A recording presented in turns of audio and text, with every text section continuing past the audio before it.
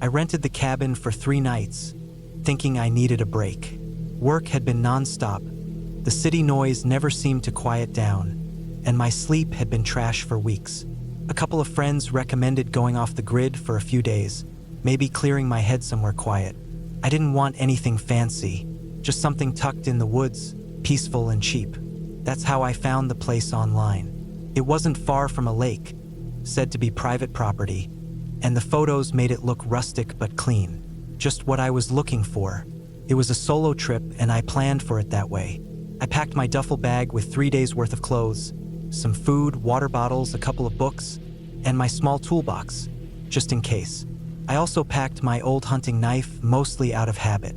I didn't hunt anymore, but it made me feel better carrying it in places like that.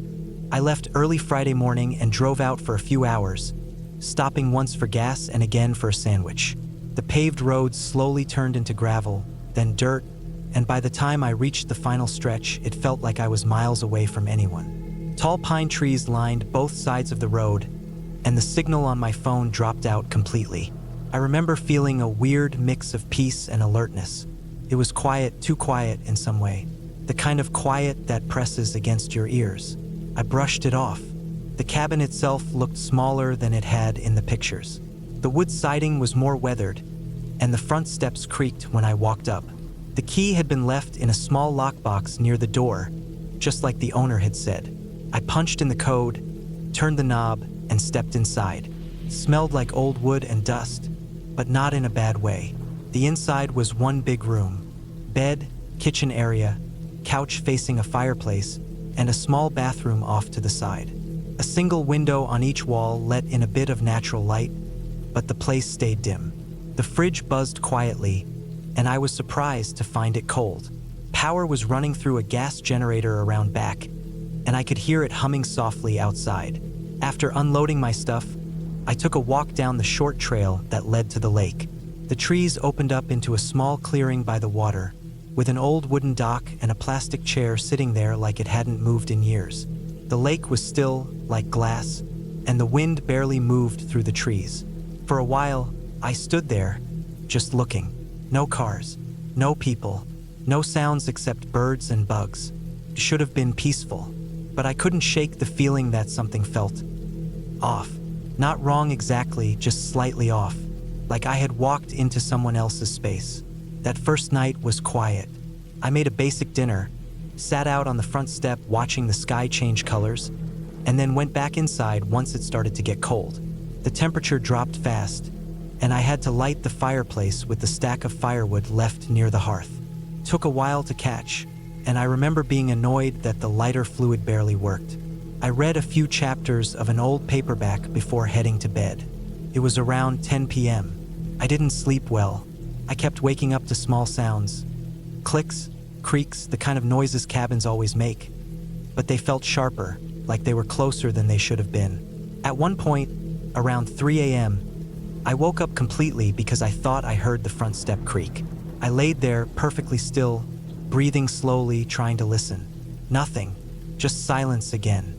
I waited another 10 minutes before getting up and checking the door. Still locked. I opened it quietly and stepped outside. The air was freezing. My breath hung in the air, and I stood there, bare feet on the cold wood, listening. Nothing moved. No wind. Just that unnatural quiet again. I went back inside, locked the door, and stayed under the covers until the sky started to lighten. The next morning, I went through the usual motions: coffee, breakfast, a walk around the area. There was a fallen log near the dock that had deep claw marks across the bark. It looked like a bear had torn through it, but I didn't see any tracks nearby. I told myself it was old damage. Could have been a year ago for all I knew. Later that afternoon, I decided to hike a bit deeper into the woods, following the old game trail that ran behind the cabin. The trees were dense, but the path was worn enough to follow. I walked for maybe 20 minutes before I started seeing trash. Cans, torn plastic bags, bits of clothing. That's when I spotted the structure. A kind of shack maybe half a mile out. It wasn't in the listing, and it looked like it hadn't been used in a long time. The door was hanging off one hinge, and the inside was empty except for an old mattress and a broken chair. There were scratch marks along the doorframe and something that looked like bloodstains on the floor, old and brown. I didn't stay long. That night, things got worse. After dinner, I locked the door and slid one of the chairs in front of it. I wasn't panicking, but my gut kept telling me to be more careful. I turned off the generator early, hoping the darkness would make it feel calmer. Didn't. The cabin was so quiet, it made every small noise stand out. I sat in bed with my flashlight nearby, reading the same paragraph over and over again because I couldn't focus. Around midnight, I heard it again, the front step creaking. This time, I moved quickly.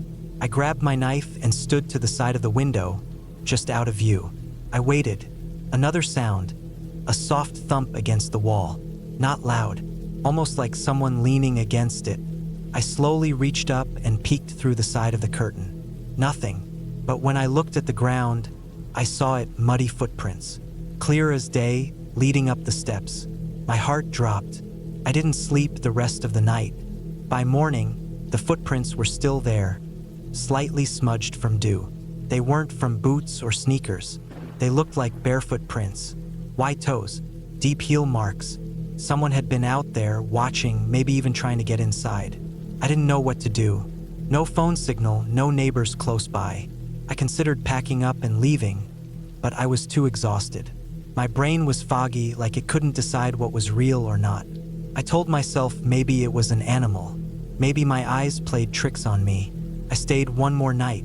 I shouldn't have. That third night, everything hit a breaking point. Around 9 p.m., I turned off the lights, locked the door, and sat near the window with the knife in my hand. I left the fire going low and the flashlight off to keep it dark inside. I wanted to see if anyone or anything was really coming by. It didn't take long. Around 11:30, I heard the step again, then slow, soft pacing on the dirt outside. The same creaks, same light thumps against the walls. I stayed down, just below the window, knife tight in my hand, every muscle locked up. I wanted to look, but I didn't. I waited. The pacing stopped. Then came the sound of breathing. I swear I could hear it. Deep, steady breathing, just outside the window. Not fast, not panicked. Calm, too calm. Then the doorknob moved, turned slowly, jiggled, then stopped. I stayed crouched, breathing through my nose, heart racing so fast I felt like I might pass out. After a minute, I heard footsteps backing away. Then nothing. I waited an hour before moving. When I finally looked outside, there was no one, but something was left on the porch. A deer antler, snapped in half, standing straight up in the mud. I packed up the next morning. Didn't even eat. I threw everything into my bag, killed the generator, and left without looking back. As I drove down the road, I checked the mirror constantly, half expecting to see someone following me. But no one was there. I didn't report anything. Who would I report it to? There was no crime, just a bunch of creepy noises and a half-broken antler. When I got home, I deleted the listing and threw the knife into a drawer. But I never forgot that place. A few weeks later, I couldn't help myself. I searched for the area online. Not much came up. Just some old posts on survival forums and one article from 10 years ago about a missing hiker. His name was Marcus Teller. Last seen heading out to the same patch of woods. They never found him. His car was located near the edge of the property, but nothing else. Not a single piece of clothing or gear. I still wonder what I heard out there, what I saw, who or what left those footprints. But more than anything, I wonder what would have happened if I had opened the door. That cabin is still out there, probably still listed for rent under a different name. The dock is still by the lake. That shack still stands in the trees, broken and empty, and something still walks past the windows at night.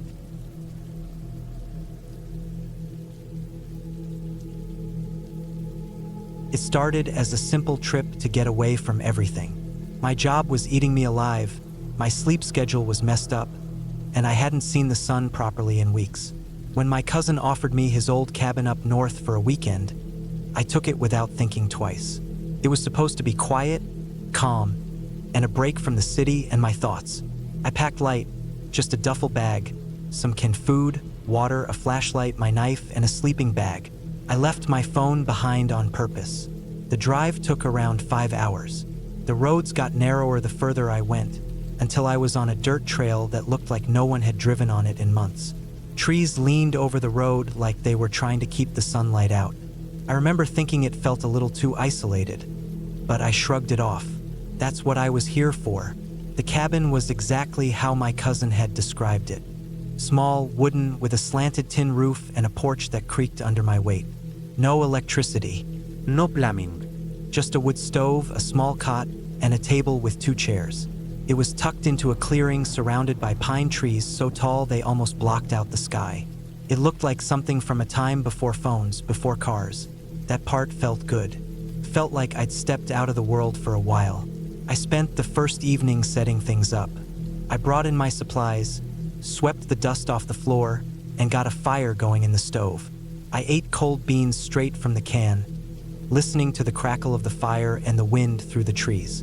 The silence out there was different. It wasn't quiet like my apartment. It was alive. There were sounds everywhere. The wind, distant creaks of the trees moving, sometimes a far-off rustling in the underbrush. It felt old, like the woods were watching me. I went to bed early. There was nothing else to do after dark. The cot was hard and the cabin creaked every time the wind blew, but I managed to sleep for a while, until I heard something, a thump, then a dragging sound just outside the cabin. I froze. I thought maybe it was a deer or something. I stayed in bed, holding my breath, listening. The sound didn't come back, but I didn't sleep much after that. The next morning, I stepped outside and looked around. There was a strange trail in the dirt near the side of the cabin. It looked like something heavy had been dragged across the ground, leaving a deep line in the soft earth. No footprints, just that one long mark leading from the trees to the back of the cabin. I followed it for a bit, but it just disappeared into the underbrush. I didn't like it. I tried to brush it off. Maybe it was a branch that got blown across the clearing. Maybe an animal had dragged something. Still, it stayed in my head. I felt off, like I was being watched. That day, I went for a hike through the woods. I wanted to clear my head. The air was cool, and the forest was thick with tall trees, fallen logs, and soft ground covered in pine needles. The deeper I went, the more I started to notice how quiet it was. No birds. No insects. Just wind and trees. After about an hour, I came across an old fence made of rotted wooden posts and rusted barbed wire. It ran through the trees in both directions. I couldn't see what it was meant to keep in or out, but it didn't look like it had been used in a long time. On the other side was an old metal drum and some kind of half-collapsed shed. I didn't cross the fence. Something about it felt wrong. I turned around and went back to the cabin. That night, I woke up again. Same sound, a thump, followed by dragging. But this time it was closer. I sat up in bed and waited. The sound circled the cabin. It was slow, like someone dragging a large bag of sand. I stayed quiet. After a while, it stopped. When I went outside the next morning, I found the same drag mark circling the cabin this time, like something had been dragged all the way around it. It didn't make sense. I would have heard footsteps if it were a person, but there were no prints, just the line in the dirt. I decided to check the woods again. Maybe someone was messing with me. I walked around the clearing. I didn't go far. About 20 feet into the trees, I found something. A pile of small bones, maybe from rabbits or squirrels. Clean, no fur, no blood, just stacked like someone had placed them there. I turned around and went back to the cabin. I wanted to leave, but I had promised myself I'd stay the weekend. So I locked the cabin door with the old bolt and sat inside, knife in my hand, listening. That night, the sound didn't come back, but I heard something else. A knock, just once, like someone tapped the wall with their knuckle. I held my breath and didn't move. When the sun came up, I packed my things. I didn't care about finishing the trip anymore. I stepped outside and froze. My tires were slashed, all 4 of them. Clean cuts, not random punctures. Someone had done it on purpose. I stood there, staring at the car. I didn't know what to do. No phone, No one knew exactly where I was. I told people I was going up north, but not the exact location. I was stuck. I spent that day trying to patch the tires, but I had nothing to work with. I tried walking down the dirt trail, but after about 2 hours, I realized it would take a full day to reach the nearest gas station, and I wasn't sure if I was even heading the right way. I went back to the cabin. That night, the dragging sound came back. Slower this time. Like whatever it was tired.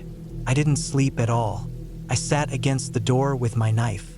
In the middle of the night, the door rattled. Just once. Then it stopped. When the sun came up, I saw something new. A stick figure made of branches tied with twine, hanging from the porch. Not a decoration.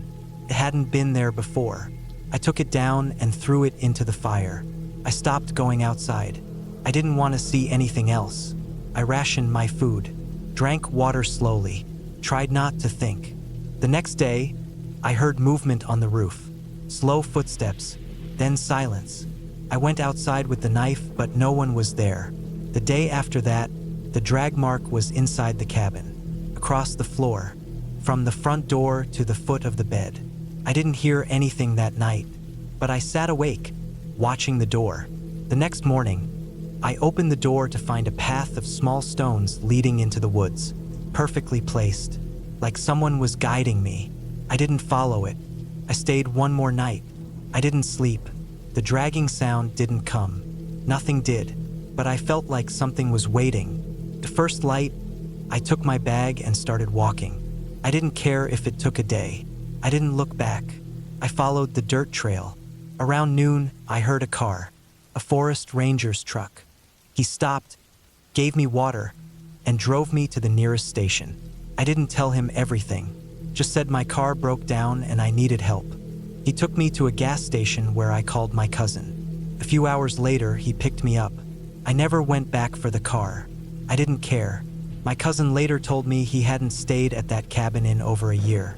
Said he used to go up there with his friends, but they stopped because it felt too strange. I still don't know what was out there. I don't think it was an animal. I don't think it was a person either, but it was real. I saw the marks. I heard the sounds. Something was there. I don't camp anymore. I don't go into the woods. I moved to the city and haven't left it since. Even now, sometimes at night, I think I hear dragging outside my window. I tell myself it's nothing, but I never look, just in case.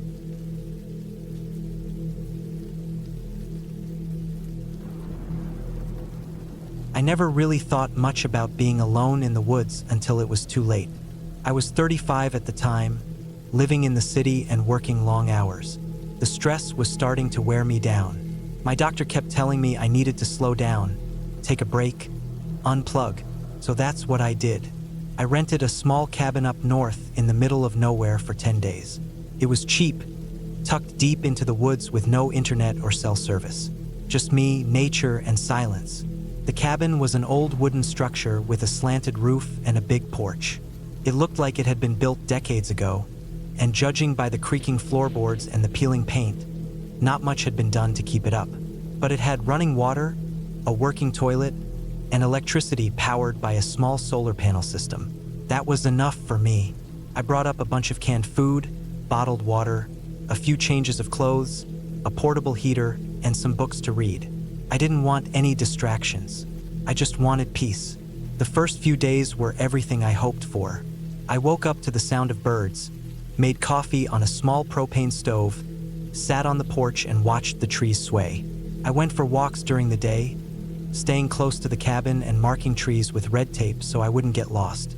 At night, I'd light a fire in the stone fireplace and read until I got tired.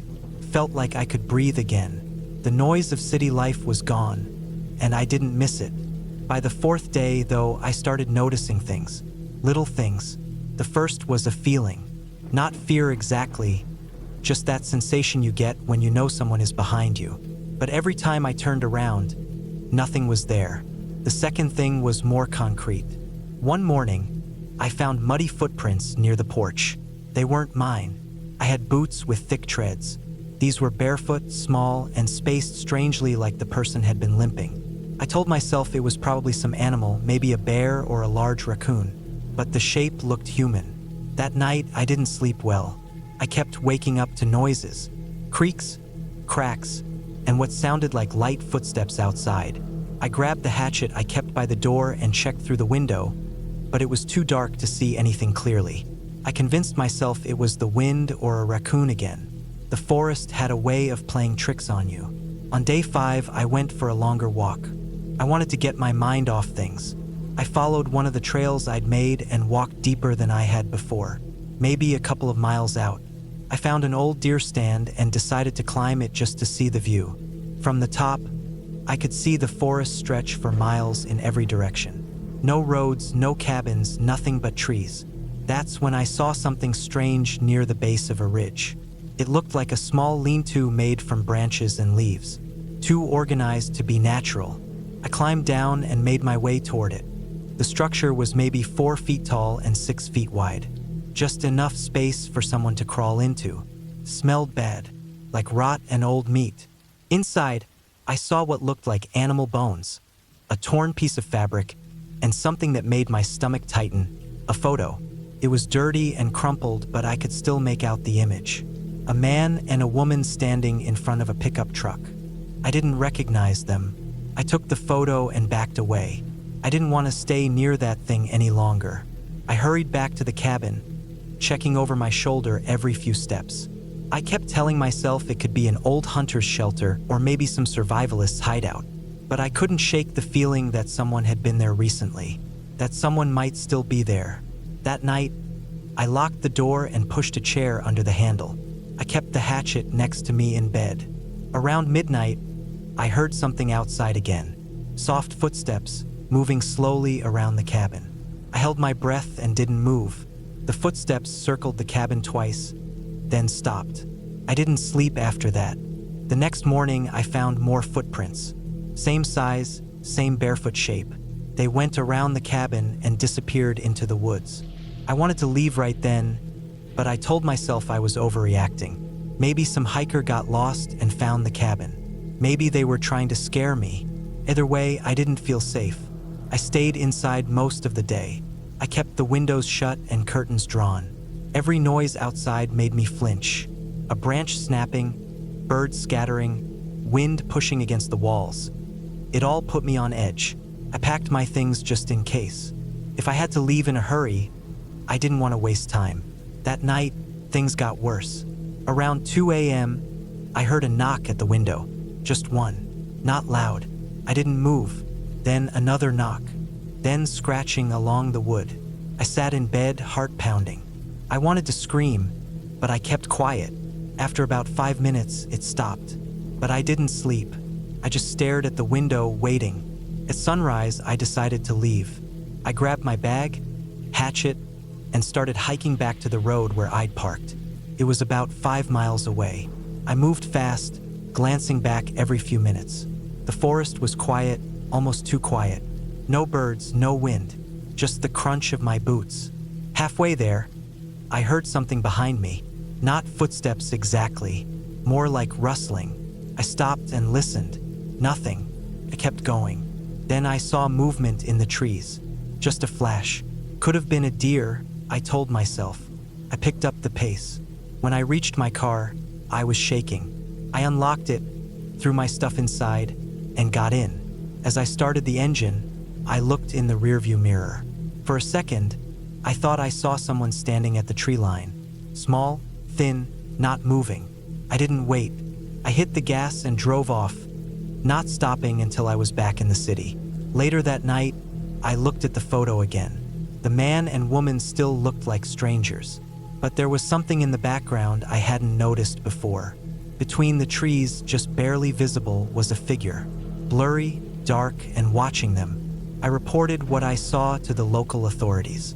They said they'd send someone out to check. I never heard back. I haven't gone back to the woods since. I don't think I ever will. And I don't care if it was a squatter, a hermit, or someone else. Whatever it was, it didn't want me there. And I listened.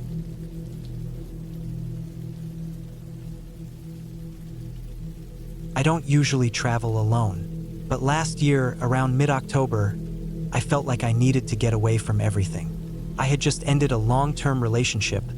My work had been grinding me down, and the constant noise of the city had started to feel like pressure in my skull. I didn't want to go anywhere fancy. I just needed silence, space, and time to think. I looked up a few cabins online and found one tucked deep in the woods of northern Idaho.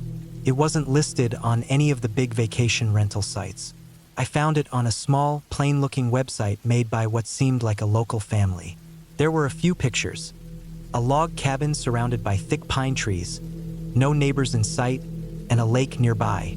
It was cheap, and they only accepted payments through PayPal or mailed checks. That might have made some people nervous, but I didn't care. I wasn't looking for luxury. I was looking to be alone. I drove up there on a Friday morning. The drive took about 11 hours. I left before sunrise and only stopped for gas and a quick lunch.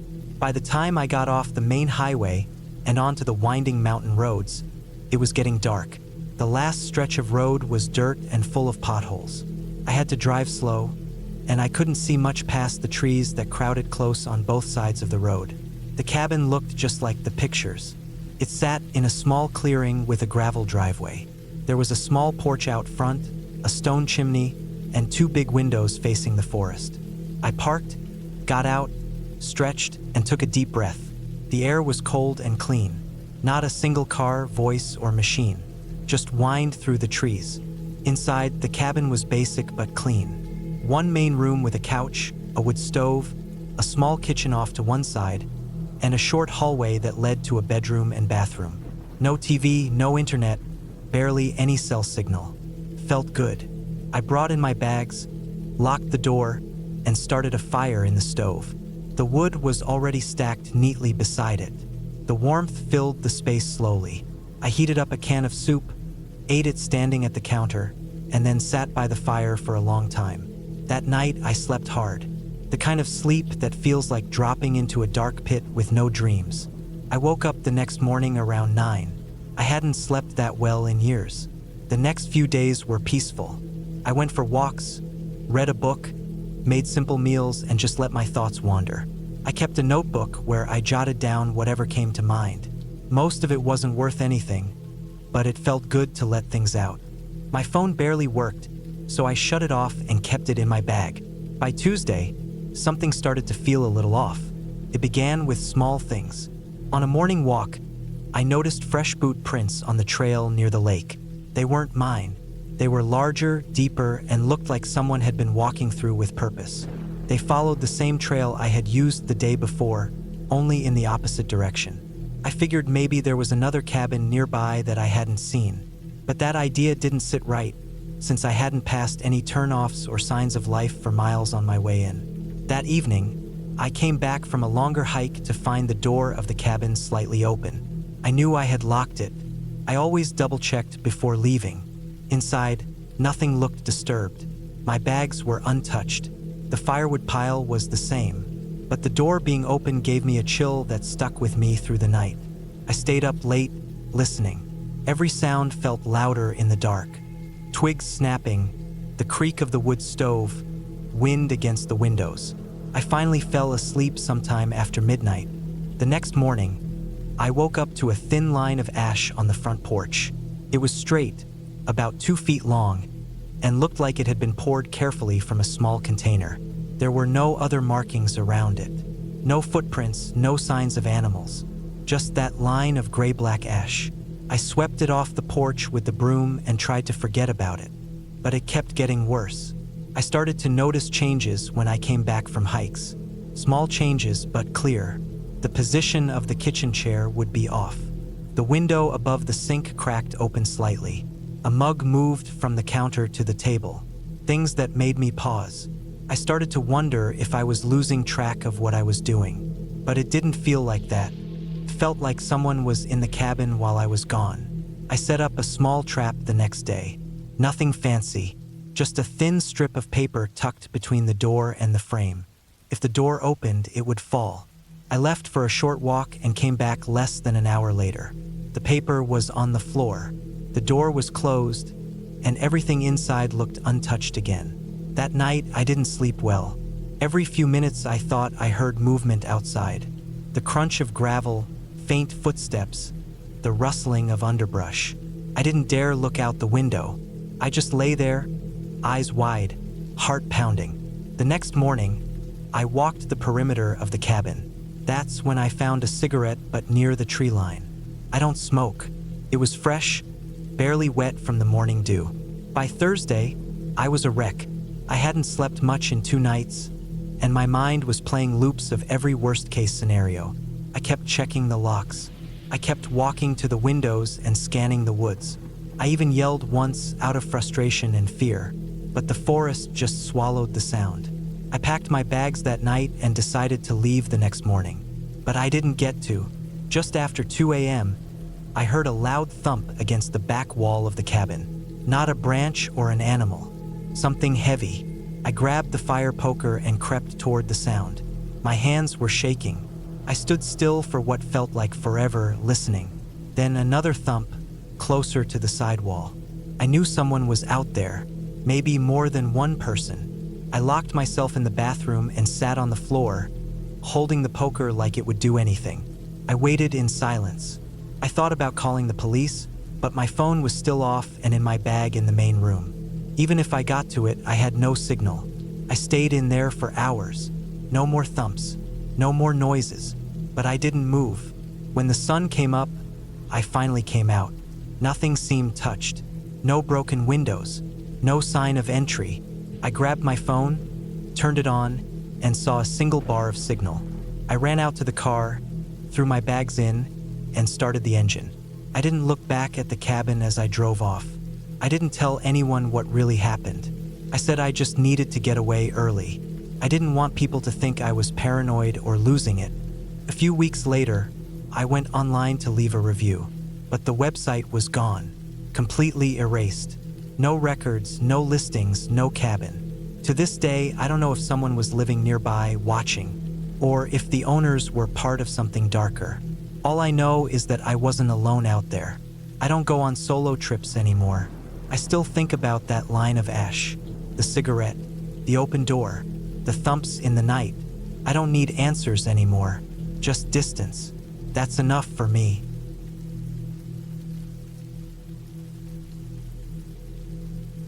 I booked the cabin alone because I needed space. Life back home had become too loud.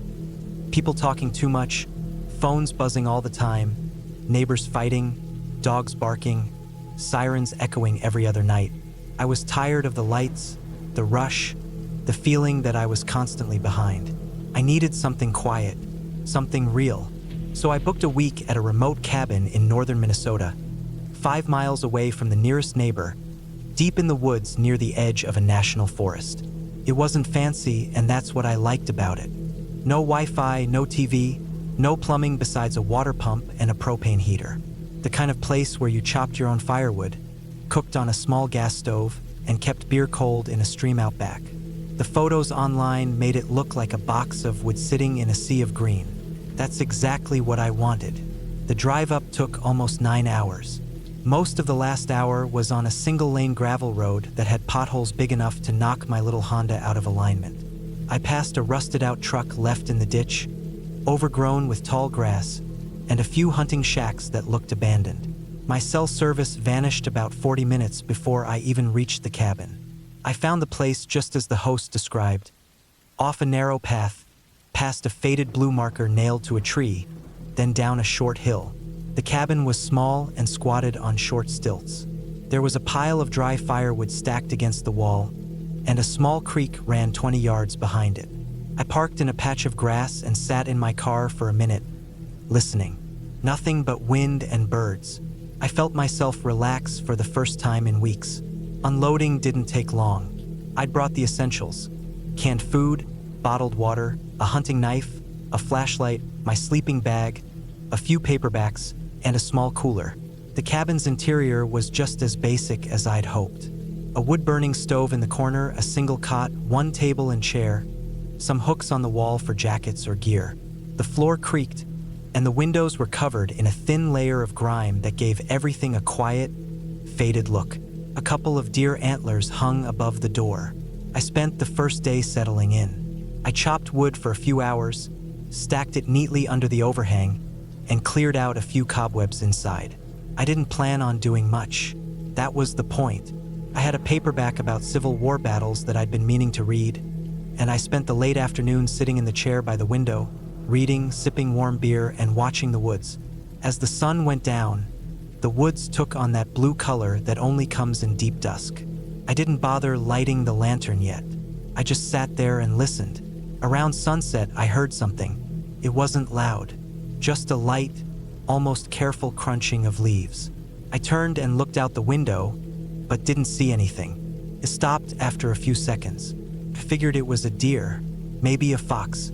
That's all that lived out here, right? I fell asleep early that night, bundled in my sleeping bag, with the stove burning low. The wind blew hard against the cabin walls. It felt like it was trying to whisper through the cracks. But I was tired. It didn't bother me.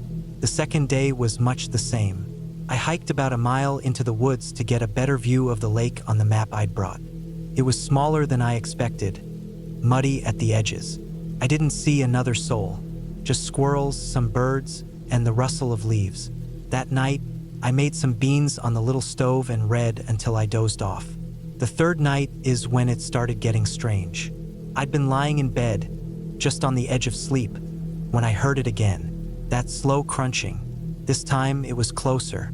I stayed perfectly still and opened my eyes. The fire in the stove had mostly burned out, and only a little light from the moon came through the window. The sound came again. 3 steps. Crunch. Pause. Crunch. Pause. I sat up slowly. My ears were sharp now. I could tell it wasn't an animal. It was too heavy. Whatever it was had weight to it. I moved as quietly as I could to the window and peeked through a small hole in the grime. There was a man standing at the edge of the trees, maybe 30 yards from the cabin. He wasn't moving, just standing there, facing the cabin, half hidden behind a tree. I couldn't make out much, just the shape, but I knew what I was looking at. He wasn't holding a flashlight. He wasn't walking a dog. He wasn't lost and calling out. He was watching. I froze. I didn't want to breathe. I kept staring, waiting for him to do something. After maybe a minute, he backed up slowly, turned, and slipped into the woods. I didn't sleep the rest of that night. I kept the fire going and sat with my knife in my hand, listening for every sound. My heartbeat didn't slow down until the sun came up. I told myself it could have been a hunter, maybe someone from a nearby cabin I didn't know about. But my gut said otherwise. He wasn't walking like he was lost. He wasn't yelling or trying to wave me down. He just stood there, watching. The next morning, I walked out to where I saw him. I checked the spot near the tree line. The ground was soft. It had rained a few days earlier. I found a footprint, a boot print, definitely not mine. It was larger and the tread didn't match the hiking boots I wore. I told myself again, maybe a hunter, but I couldn't shake the feeling. I decided to stay close to the cabin that day. I stacked wood again. I washed my face in the creek. I didn't leave sight of the door. Every so often, I'd stop and scan the trees. That night, I locked the door. Not that it would stop much. The lock was a simple latch. But I also braced the door with the chair and stacked a few pans on the inside. If it opened, I'd hear it. I didn't sleep much again. I'd drift off, then snap awake at every small sound.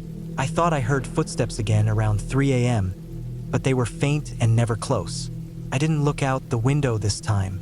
I didn't want him to know I saw him. By day 5, I was jumpy. Everything in the woods sounded like someone sneaking. Every crack of a twig made my heart race. I hadn't seen the man again, but I felt watched. It was like the trees had eyes. I tried to tell myself I was overreacting, but I wasn't stupid. I trusted my gut. Something wasn't right. That afternoon, I went to check on my car. I kept it parked up the path about 50 yards from the cabin, just off the main trail. When I got there, the back door on the driver's side was open. I stopped. I knew I had closed and locked all the doors when I arrived. I stood there for a minute, staring at it. My keys were still in my jacket pocket. I approached slowly, knife in hand. I checked the interior. My food cooler had been rifled through. The small bag I kept in the back with some extra socks and a phone charger was missing. A few candy bar wrappers were tossed in the front seat. But that wasn't the worst part. There were smudges on the passenger window, greasy palm prints, and something had been carved into the side of the car with a sharp object. For letters, stay. I don't remember how long I stood there. My stomach dropped. My legs felt numb. I didn't know what to do. I checked the glove box. My emergency phone, one of those cheap prepaid flip phones I kept in case of no service, was gone. That night was the longest of my life. I blocked the door again and kept the fire low. I sat on the floor in the dark, waiting. I didn't eat. I barely drank water. I just waited, knife in hand, breathing slow and quiet. Just after midnight, I heard the first sound, a soft thud, then another, like something hitting the wall, then a third one. I crawled to the window and peeked through a crack. Rocks.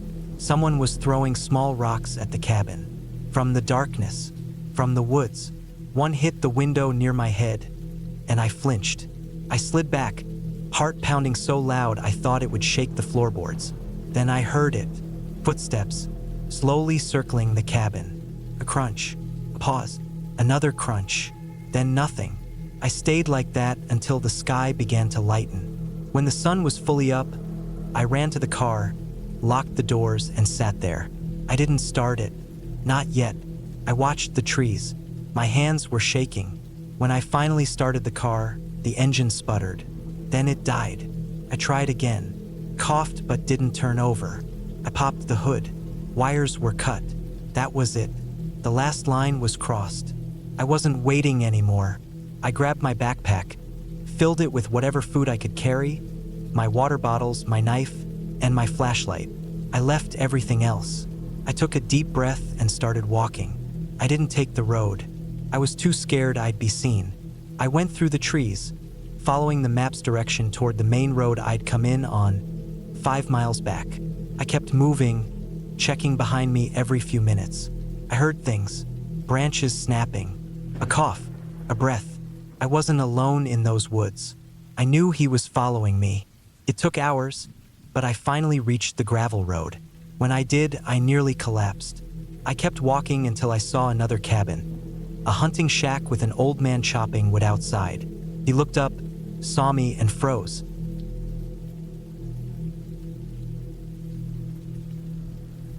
It started with a last-minute decision to get away.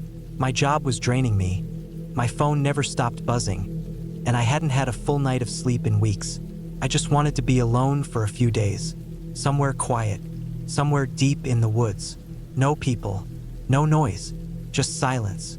I didn't think it through. I went on a rental site, picked a small cabin far off in the northern woods, read a few short reviews, looked at the photos, a basic old cabin, nothing fancy, and booked it without a second thought. That was a mistake. The drive was long. I left early morning, stopped only once for gas and snacks, and reached the place just as the sun started to go down. The final part of the road turned to dirt. My car rattled over every bump. Trees got thicker. Branches scratched the sides. There were no signs, just a GPS map with a blue dot slowly getting closer to the red pin. It was cold for spring. Wind shook the treetops. When I pulled up to the cabin, I killed the engine and just sat there. It looked older than in the photos. The wood was gray and weather-beaten. One window had duct tape across a cracked corner. The front steps were uneven, and moss clung to the porch rail. Inside, it smelled like old wood and mildew. The door creaked loud. I flicked the light switch, and a single bulb in the ceiling blinked a few times before staying on, casting a weak yellow glow. The place had one main room with a wood stove, a small kitchenette, a sagging couch, and a door that led to a small bedroom. There was a bathroom too, but it was just a narrow space with a toilet, a shower head, and a drain in the floor. Everything was still, cold, and quiet. I put down my duffel bag and walked around. The wind outside kept shaking the trees, making a low moaning sound that seemed to press against the cabin walls. I unpacked what little I brought. A few changes of clothes, a flashlight, a power bank, and some food.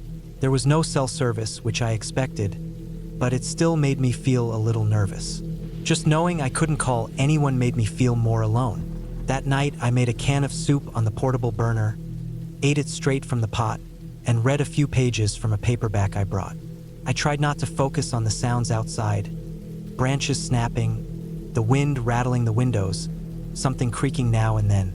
I locked the door and shut the blinds. The bed sagged in the middle. I laid there in the dark with the blankets pulled up to my chin, listening. Sometime after midnight, I heard what sounded like footsteps on the porch. Not animals. Heavy, slow, one at a time. My body tensed. I stared at the bedroom door. The wind had died down by then. It was quiet except for those slow steps on the wooden planks. Then it stopped. Nothing for a long time. I didn't get up. I didn't even breathe deep. I just stayed still, waiting. After maybe 10 minutes, I finally sat up and turned on the flashlight. I crept into the main room and stood still, staring at the door. I didn't hear anything else. Maybe I imagined it. Maybe the wood creaked on its own. I checked the lock again and went back to bed. The next day, I told myself to relax. I made coffee on the burner, stepped outside into the cold air, and looked around. The forest stretched endlessly in every direction. The ground was wet from melted snow. I noticed something then. Footprints in the dirt. Not mine. Larger, deeper. They came from the side of the cabin, stepped onto the porch, then back off and into the trees. They weren't fresh, maybe a day old. I crouched and looked close. They were boot prints. I walked around the cabin, heart pounding. I looked into the trees, but there was nothing. No sign of anyone. Still, I didn't feel safe. I locked the door behind me, even though it barely seemed strong enough to keep anything out. I kept the flashlight in my pocket the rest of the day. I didn't read. I didn't write. I didn't do much of anything. I just sat there listening. At night, it got worse. I heard it again, the footsteps. This time, I turned off the lights and sat in the dark, holding the flashlight like a weapon. They came closer, onto the porch. Slow, heavy. I held my breath. I could hear the wood groan with each step. Then silence. A long pause. Then a creak, like someone testing the door handle. I stayed frozen. Then a loud knock. Not a knock to be let in. A hard, angry knock. Just once. Then silence again. I didn't sleep that night. When the sun came up, I packed my bag. I didn't even eat. I stepped outside with the flashlight in one hand and my bag in the other. There were more footprints now. Fresh, deep, circling the cabin. I followed them a few feet.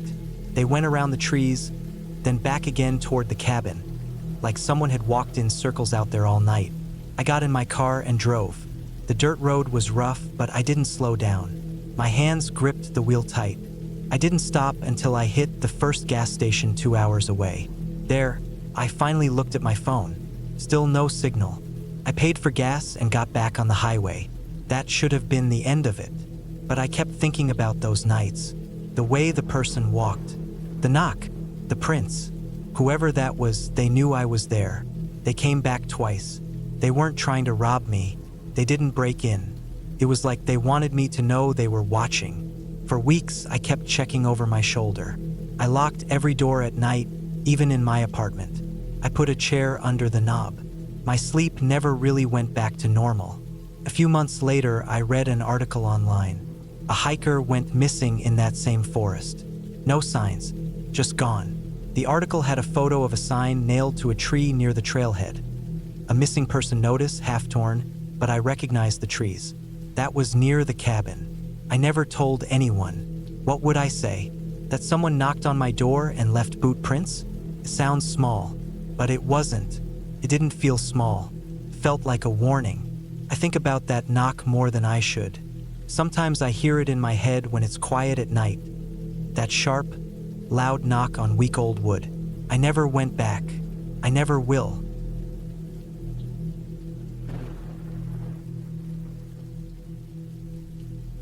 I was never the kind of person to do anything too far off from normal. I lived my life in a routine. Up early, work, groceries, home, repeat. I didn't like surprises. I didn't like going too far outside of town. But I was getting too comfortable. I wanted a break from screens, cars, and people. I wanted quiet. I thought I needed space to clear my head. maybe even finish the writing project I'd been putting off for years. So I booked a small cabin deep in the northern woods of my state. It was advertised as a true escape. No Wi-Fi, no neighbors, no cell signal. The kind of place where no one could reach you even if they wanted to. That was the selling point. I booked it for 7 days, a full week alone. It sounded perfect when I was behind a computer screen looking at photos of a wood-built cabin surrounded by thick trees and a lake out back. But when I got there, everything felt different. The drive took longer than expected. The last hour was on a dirt road with no signs and no shoulder. Trees closed in from both sides. There were no tire marks, no other vehicles, no fences or gates. Just that road cutting through miles of pine and birch like someone dragged a knife through the woods. The cabin looked just like the photos. Small, made of dark wood, slightly tilted but still solid. A porch wrapped around the front, and old steps led up from the packed dirt below. The front door creaked when I opened it, and a wave of that musty, earthy smell hit me hard. Not gross, but not clean either. The kind of smell you only get when a place has been left alone for a while. Inside, it was simple. One main room with a small bed against the far wall, a table near the window, a few wooden chairs, a small kitchen area with a propane stove, and an old fireplace stacked with ash and half-burnt logs. No TV, no phone, just silence, broken up only by the occasional creak of the boards or chirp of a bird outside. I brought enough food and water for the week. I even brought extra batteries, firewood, and a first aid kit. I thought I'd prepared for everything. I thought wrong. The first day went by quietly. I unpacked, made a sandwich, walked down to the lake. The water was still, dark, and cold. Not the kind of lake you'd swim in. More like the kind that kept secrets.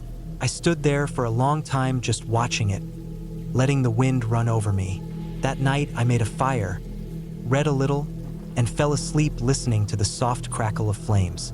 But something felt off even then. I couldn't explain it. Maybe it was just being so far from everything. I told myself it was just nerves.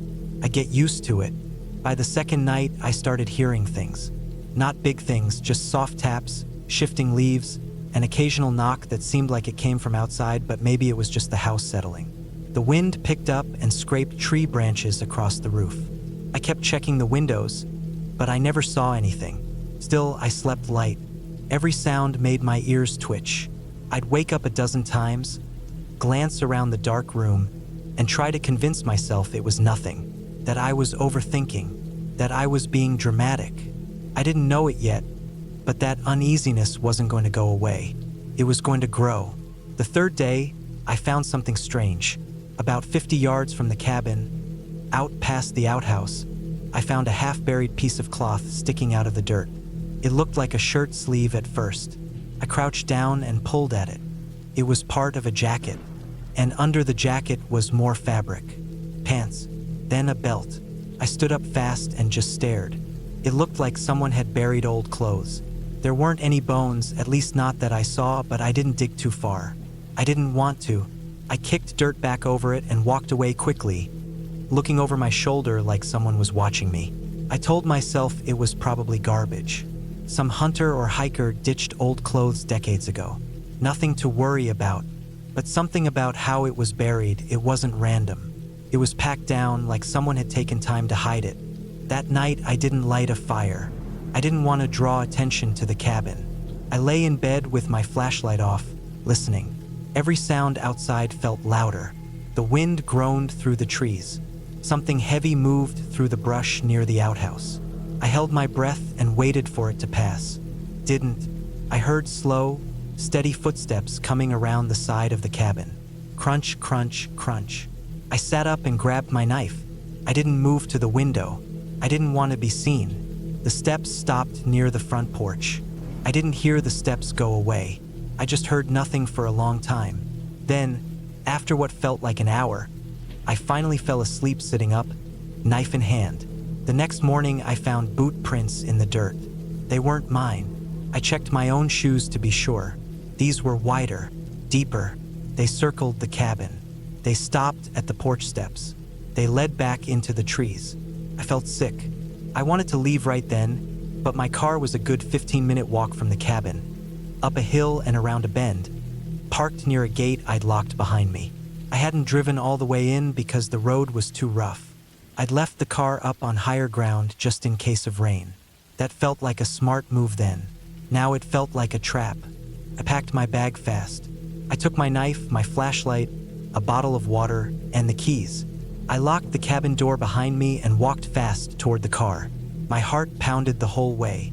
Every sound behind me made me want to turn, but I forced myself not to. I kept my eyes forward and moved fast. When I reached the gate, my car was gone. I stood there in shock. It was just gone. I walked around in a circle, thinking maybe I was confused. Maybe I'd parked in a different spot. But I wasn't wrong. I knew exactly where I left it.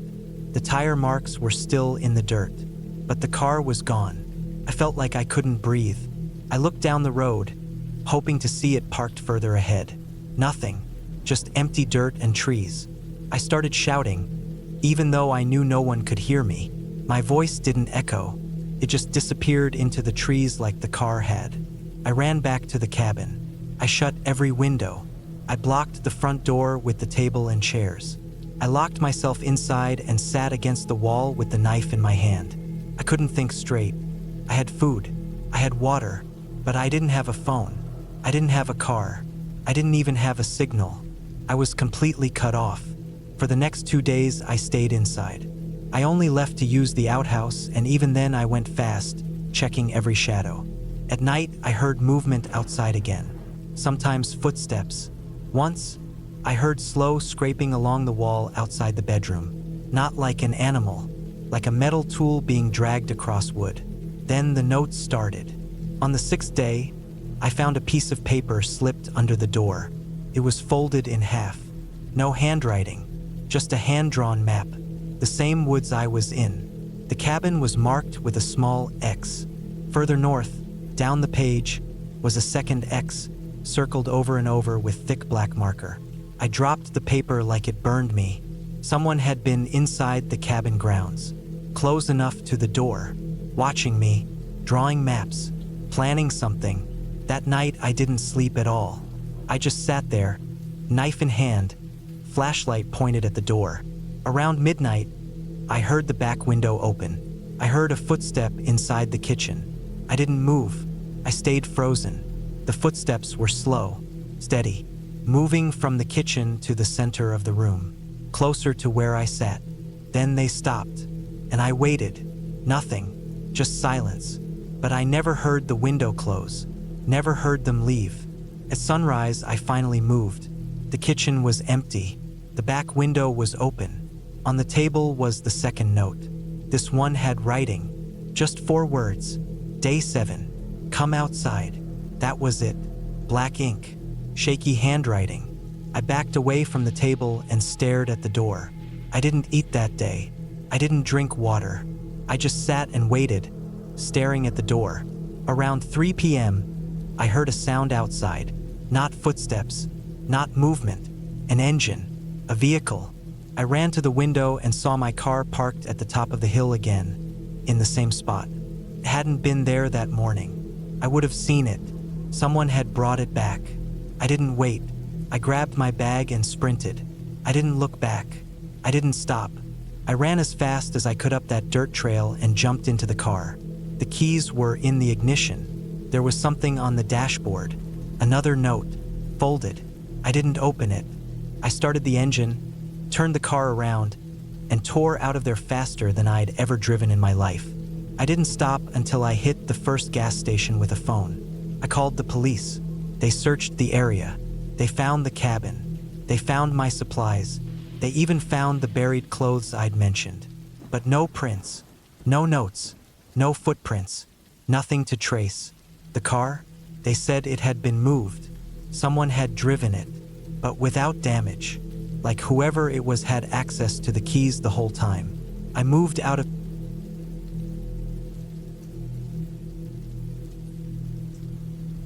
It was early October when I decided to take a break from everything. My job had been stressing me out. My phone never stopped buzzing, and I couldn't even sleep properly. I figured I needed a change of pace, a total reset. so I rented a small cabin way out in the woods of northern Idaho. It was about a 5-hour drive from where I lived, tucked far enough into the wilderness that the nearest town was almost an hour away. The cabin was small but cozy. It had a wooden porch, a tin roof, and a chimney that hadn't been used in what looked like years.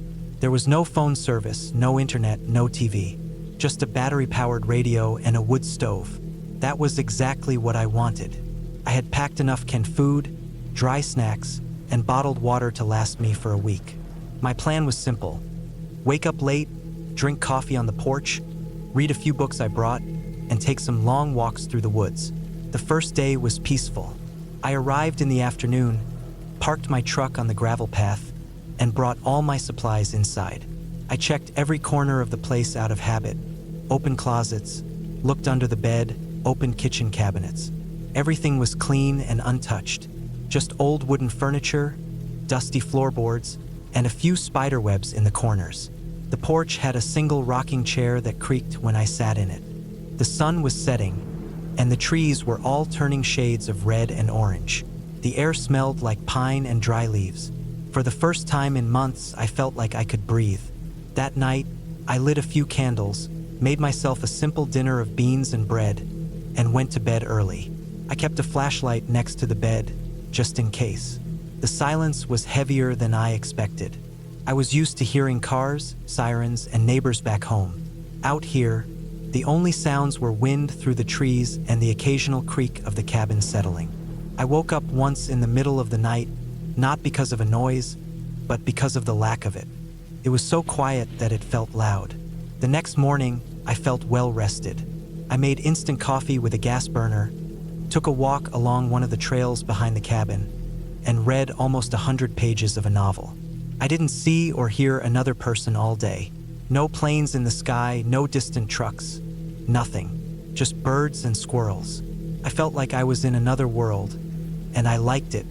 On the third day, something started to feel off. It wasn't anything obvious, just little things. I woke up and noticed the rocking chair was facing the opposite direction. I thought maybe the wind had moved it, but there was no wind that night. Later, when I went to get another can of soup from the pantry, one of the cans was already open but completely empty. I didn't remember opening it. I started to doubt myself. Maybe I did it the night before and forgot. Maybe I left it on the counter and a raccoon got in somehow. But nothing else was disturbed. I walked the perimeter of the cabin that afternoon. There was no sign of forced entry. The windows were all closed. The door was locked. I checked the roof from a distance and didn't see any gaps or loose shingles. It didn't make any sense, but I didn't want to freak myself out. I told myself I was just overthinking. Stress from the city doesn't just disappear. It clings to you. That night, I barely slept. I kept waking up thinking I heard footsteps on the porch. I'd grab the flashlight, listen for a minute, but hear nothing. When I finally did get a little sleep, I had strange dreams. I couldn't remember them clearly, just flashes. Trees, running, something chasing me.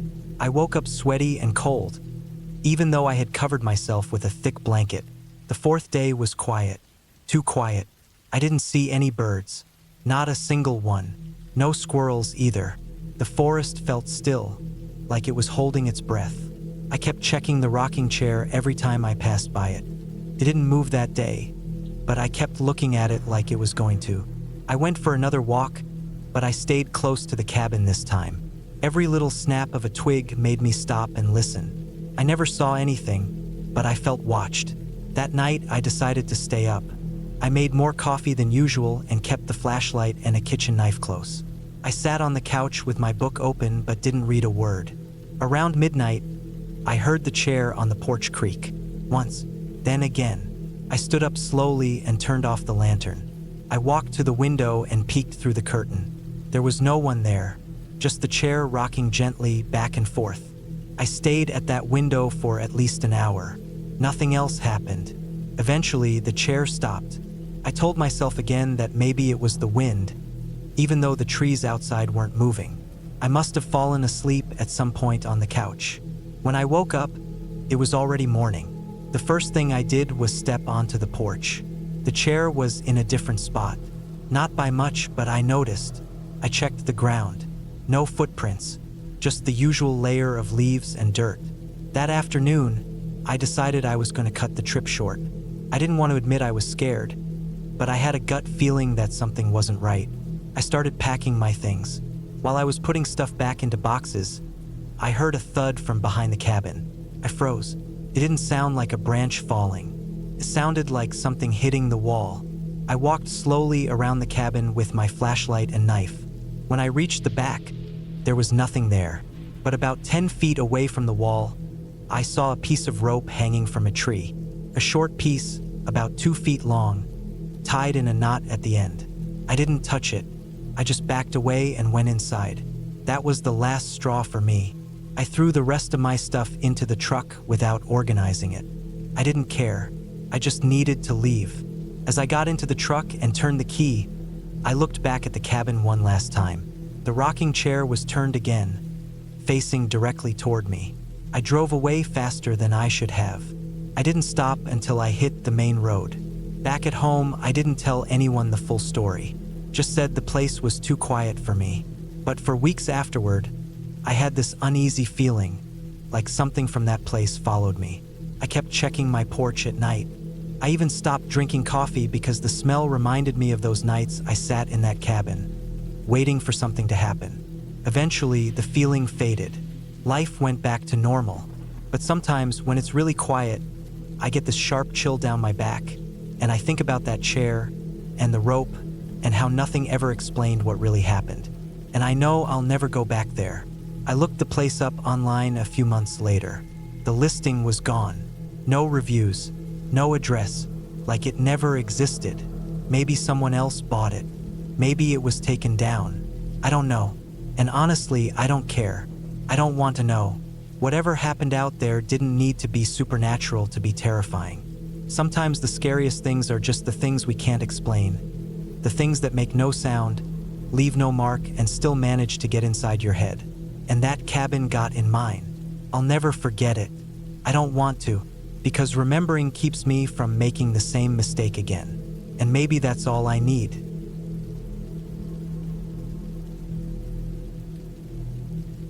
I was 36 the year I decided to rent a remote cabin up north, away from everything.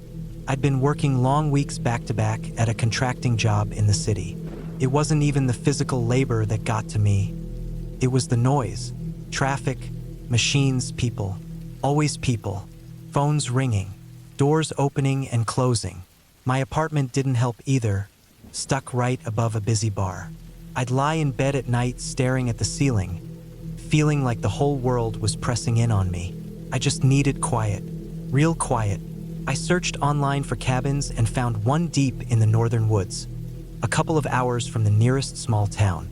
The listing said it had no internet, no cable, and no cell signal. That sounded perfect. It was an old hunting cabin with a wood stove, propane-powered lights, a big water tank, and a shed full of chopped wood. Simple. The kind of place where nobody bothers you. I booked it for 2 weeks.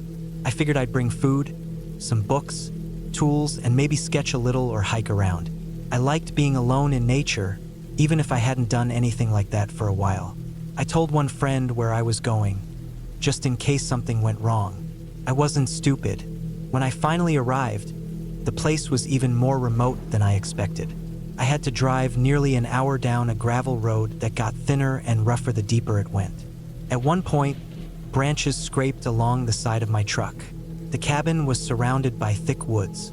No neighbors, no trails, nothing but trees in every direction. I stood outside the truck for a minute, just listening. No cars. No humming. Not even birds at that moment. It was quiet in a way I hadn't felt in years. The cabin itself was small but solid. Dark wood, steep roof, single story with a tiny porch. There was a rusty old barrel outside for trash. The inside had a table, a bed, some shelves with old pots and pans, and a huge wood stove that took up one corner. It smelled like cedar and ash and dust. I unpacked my food and gear, lit a propane lamp, and just sat for a while with a coffee. The stillness settled into my bones. For the first couple of days, I relaxed. I slept late, walked in the woods, and sat on the porch with a book. I watched squirrels race up trees and saw a couple of deer pass through early one morning. I didn't even bring a gun. I wasn't hunting, just resting. I'd brought some tools and sharpened my knife and axe out of habit. I liked keeping things in good shape. I also cleaned up the shed behind the cabin a bit. Someone had left it messy, and that kind of thing bugged me. But around the fourth day, something started to feel off. It wasn't anything big at first, just little things. One morning, I found the axe leaning against the porch rail instead of in the shed where I kept it. I figured maybe I forgot and left it out while gathering firewood. No big deal. But then I noticed scuff marks on the cabin floor near the door. Muddy boot prints. Not mine. I always took my boots off at the door, especially since it was damp out. These prints were smaller than mine too, and I was alone. I cleaned them up but felt a twinge in my chest. I checked the door. It was still locked from the inside. I hadn't heard anything in the night. No creaking, no knocks, but something felt wrong. That night I didn't sleep great. I kept listening to the woods, thinking maybe I'd hear someone or something outside. I kept imagining footsteps in the leaves or twigs snapping. But I told myself it was just paranoia. Being out here alone, your brain plays tricks on you. The next day, I hiked a little deeper into the woods, further than I had before. I didn't follow a trail because there wasn't one. I marked my path with bits of cloth so I could find my way back. After about an hour of walking, I came across something odd. An old tree stump with deep knife marks in it, fresh ones. Not like someone had been cutting wood. More like someone had been stabbing it over and over with force. The bark was torn up, and chunks of wood were scattered around. Nearby, I saw some bones. Not buried, just small animal bones cracked open. Clean, not chewed. I crouched down and looked closer. The marks weren't from an animal. No teeth. Just sharp slices. I didn't touch anything, just stared for a while. I stood up and scanned the trees, suddenly feeling exposed. I didn't hear anything but my own breath. I walked back fast, heart pounding. I didn't run, I didn't want to. Running felt like the wrong thing to do. I got back to the cabin and stayed inside the rest of the day, checking the locks, closing the shutters. I sat by the stove with my knife on the table beside me. Every creak made me tense up. That night, I slept in short bursts. I kept waking up, expecting to hear something, but the woods stayed silent. The next morning, I decided to leave early. I packed my things and loaded them into the truck. I didn't even eat. I just wanted out. But when I turned the key in the ignition, nothing happened. Dead. Completely dead. The battery shouldn't have died. I'd barely used the truck since I arrived.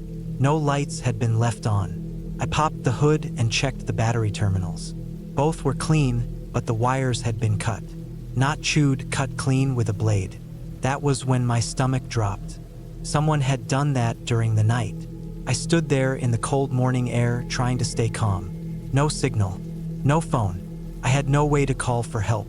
The road out was too long to walk in one day, and if someone was out there, I didn't want to be caught on foot in the woods at night. I was stuck. I decided to stay in the cabin one more night and hike out first thing in the morning with a pack, water, and my knife. I didn't know what else to do. I pulled the axe back into the cabin. I shoved a chair under the door handle. I locked every window. I didn't light a lamp that night. I sat in the dark by the stove with a fire going low, the axe in my hands. Sometime deep in the night, I heard something. First, it was soft, a shift of leaves outside, then a step, then another, slow, close, right outside the window behind me. I held my breath. I didn't move. The sound circled the cabin, scraping once against the wooden wall. Something bumped against the door. Not hard, but enough to rattle it. I gripped the axe tighter, barely breathing. Then silence. Nothing for hours.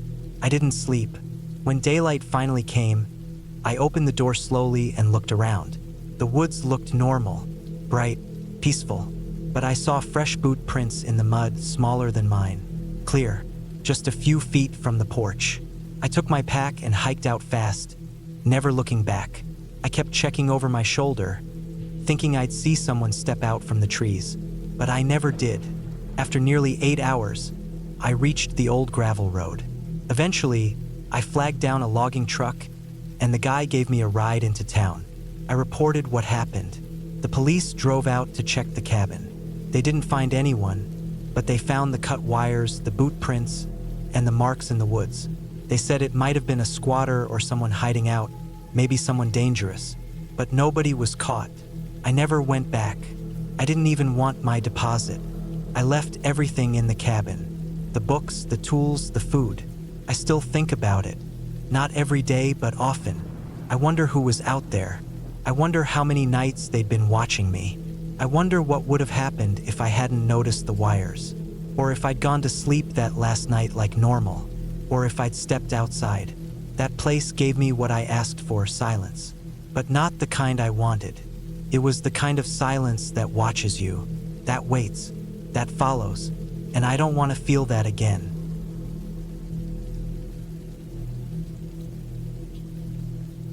It was early October when I decided to take a break from everything. I had been working nonstop for the past few years, and the burnout hit me hard. I didn't tell many people where I was going, just left a message for my boss and packed up. I found a cabin listing online, something remote but not too far from town in case I needed supplies. The photos showed an old wooden place, tucked away in the woods near a lake. It looked perfect. No Wi-Fi, no neighbors, just a fireplace, basic furniture, and a generator for power. The drive took me nearly 6 hours. The last stretch of road was gravel, narrow, and rough, surrounded by nothing but trees on both sides. I remember passing an old broken sign at a fork in the road that was half covered by moss. I followed the directions from the listing and eventually found the cabin. It looked just like the pictures. Aged wooden walls, a slanted tin roof, and a wide porch facing the lake. The water was calm, the wind was light, and everything seemed still. Inside, the place was simple but functional. A kitchen with a propane stove, a small table, a worn-out couch, a wood-burning stove for heat, and a bedroom with a creaky bed. I unpacked my bags, stacked the groceries I brought in the small fridge connected to the generator, and opened the windows to air out the stale smell. The forest air filled the space quickly, and I started to feel more relaxed. The first couple of days were peaceful. I slept well, ate simple meals, and spent time walking around the lake and reading books. I even started writing in a journal again. There was no one else around, no boats on the lake, no distant car sounds, nothing. Just the occasional rustling of wind through the trees and birdsong during the day. At night, it was quiet. Too quiet, actually. I noticed that once the sun went down, everything outside seemed to stop. No crickets, no owls, no distant animal calls. Just silence. I told myself it was just the way the woods worked. Maybe the animals here didn't make much noise at night. Still, it felt strange. By the third night, I started feeling uneasy. It was hard to describe, like something was just off. I kept thinking I heard small noises from outside. Not animals, more like light, careful footsteps. One night, I sat up in bed and stared at the window. I didn't see anything, but I couldn't shake the feeling that someone had been out there, watching. The next morning, I went outside to check. I walked around the cabin and down the path toward the lake. That's when I saw something that stopped me. In the dirt, near the side of the cabin, I found a footprint. A human footprint, barefoot. It was small, maybe a size 8. The weird part was that it was alone. No matching footstep, no signs of someone running or walking. Just a single, clear print in the mud. It hadn't rained in days, and the ground had been dry until last night when there was a light drizzle. It must have been made during the night. I looked around for more but didn't find anything. I went back inside and locked the door. I kept the hatchet I used for chopping wood by my bed that night. Sleep didn't come easy. I kept waking up and listening. At one point, around 3 in the morning, I thought I heard something brush against the outside wall. Not hard, just enough to make a noise. I froze and stared at the window again. Nothing moved. Nos ados. I must have stayed like that for an hour before falling asleep out of sheer exhaustion. The next day, I debated leaving, but a part of me didn't want to give up the trip just because of one weird footprint and some noises. Maybe it was just a hiker who got lost. Maybe it was mine from earlier and I didn't remember. I tried to brush it off, but the next night it escalated. I went to bed early, trying to clear my mind. Around midnight, I woke up to a thump, a loud one, like something had been dropped on the porch. I sat up immediately and listened.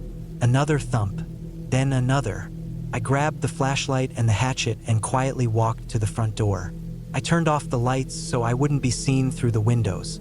I waited. The thumps stopped.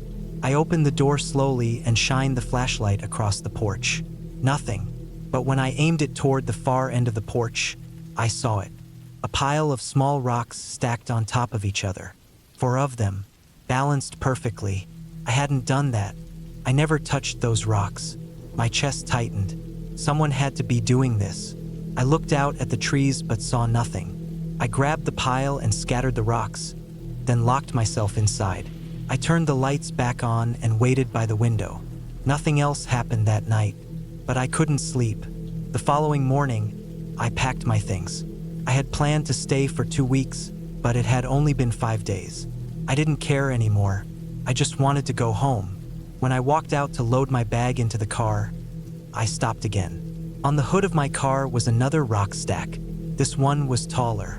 7 rocks, balanced just as perfectly as the last one. My keys were still in the cabin. I hadn't gone near the car. Someone had. I didn't bother unpacking the rest. I went inside, grabbed my stuff, locked the cabin, and got in the car. The engine started fine. I drove fast down the gravel road. That broken sign at the fork, I noticed this time that it looked like someone had tried to scratch something into it. Letters, maybe. I didn't stop to check. I didn't feel safe until I reached the highway. That should have been the end of it. But a few days after I got home, I noticed something else. I was sitting on my porch, drinking coffee. It was early morning. Across the street, on the edge of the neighbor's yard, someone had made a stack of rocks. 4 of them, balanced the same way. My stomach dropped. I went across the street and kicked the rocks over. I never told anyone about it. I stayed inside that night and didn't sleep. For weeks after that, I kept seeing those stacks. In the park near my work, by the dumpster behind the store, once even under my car in a parking lot. Always the same shape, always balanced. Never any people around when I found them. Eventually, they stopped. I haven't seen one in almost 6 months now. But every time I go outside, I look. I scan the area for those damn stones. I don't know who did it or why. I don't know what they wanted. All I know is I'm never going back to that cabin again.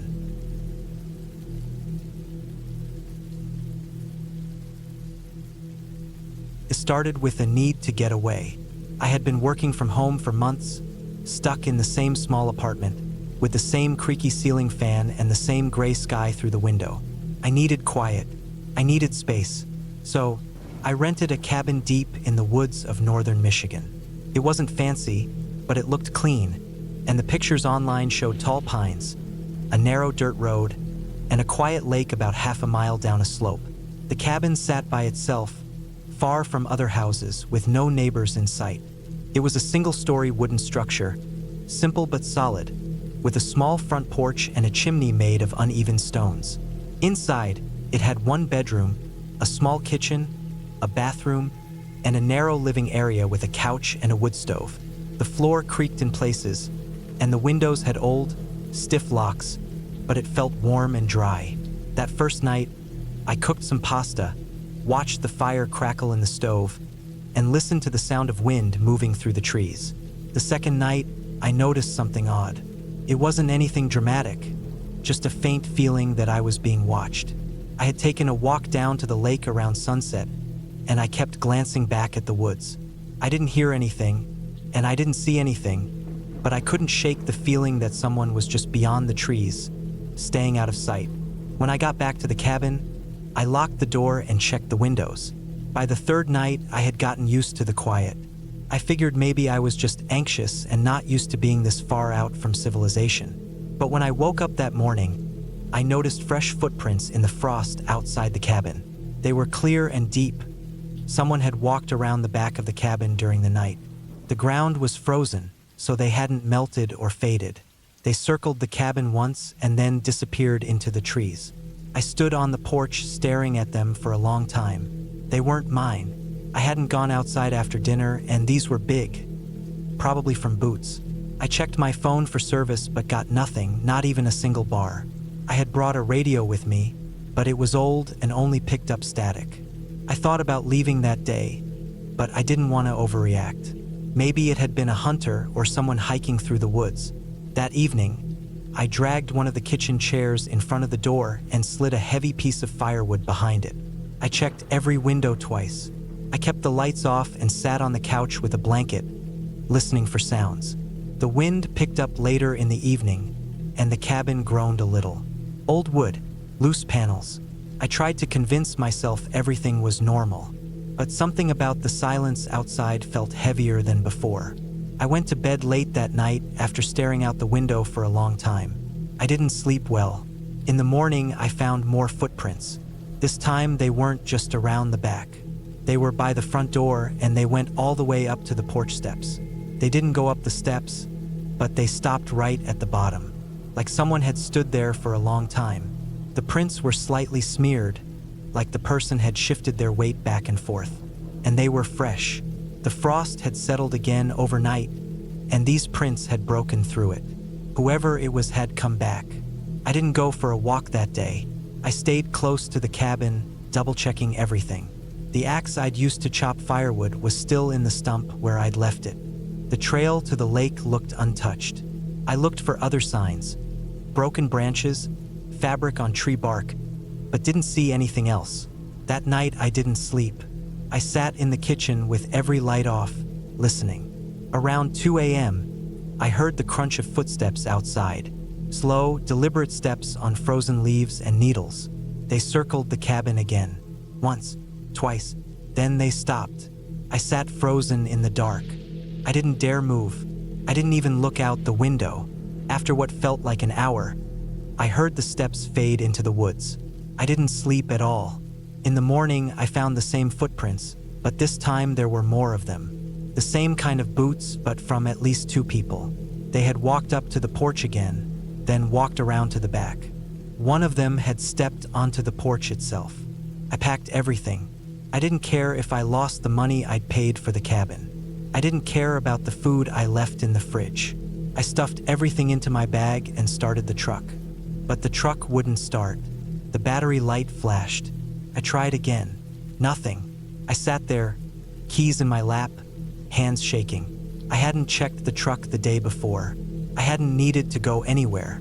Someone could have done something to it, cut something under the hood, disconnected something.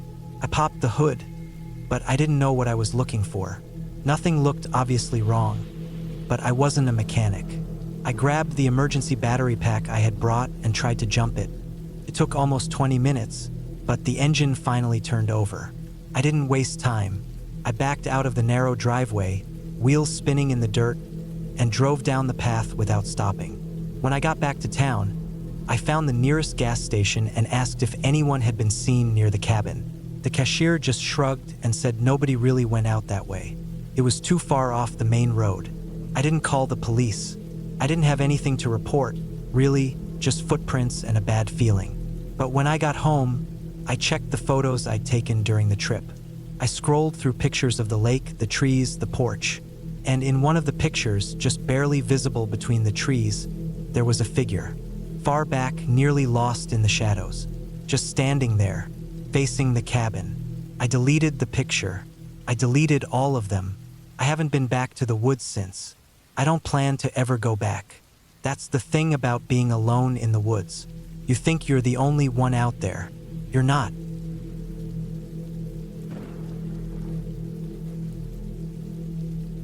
It was early October when I decided I needed a break from everything. I'd been working too many hours, not sleeping right, barely seeing daylight. My body felt off, and my mind was worse.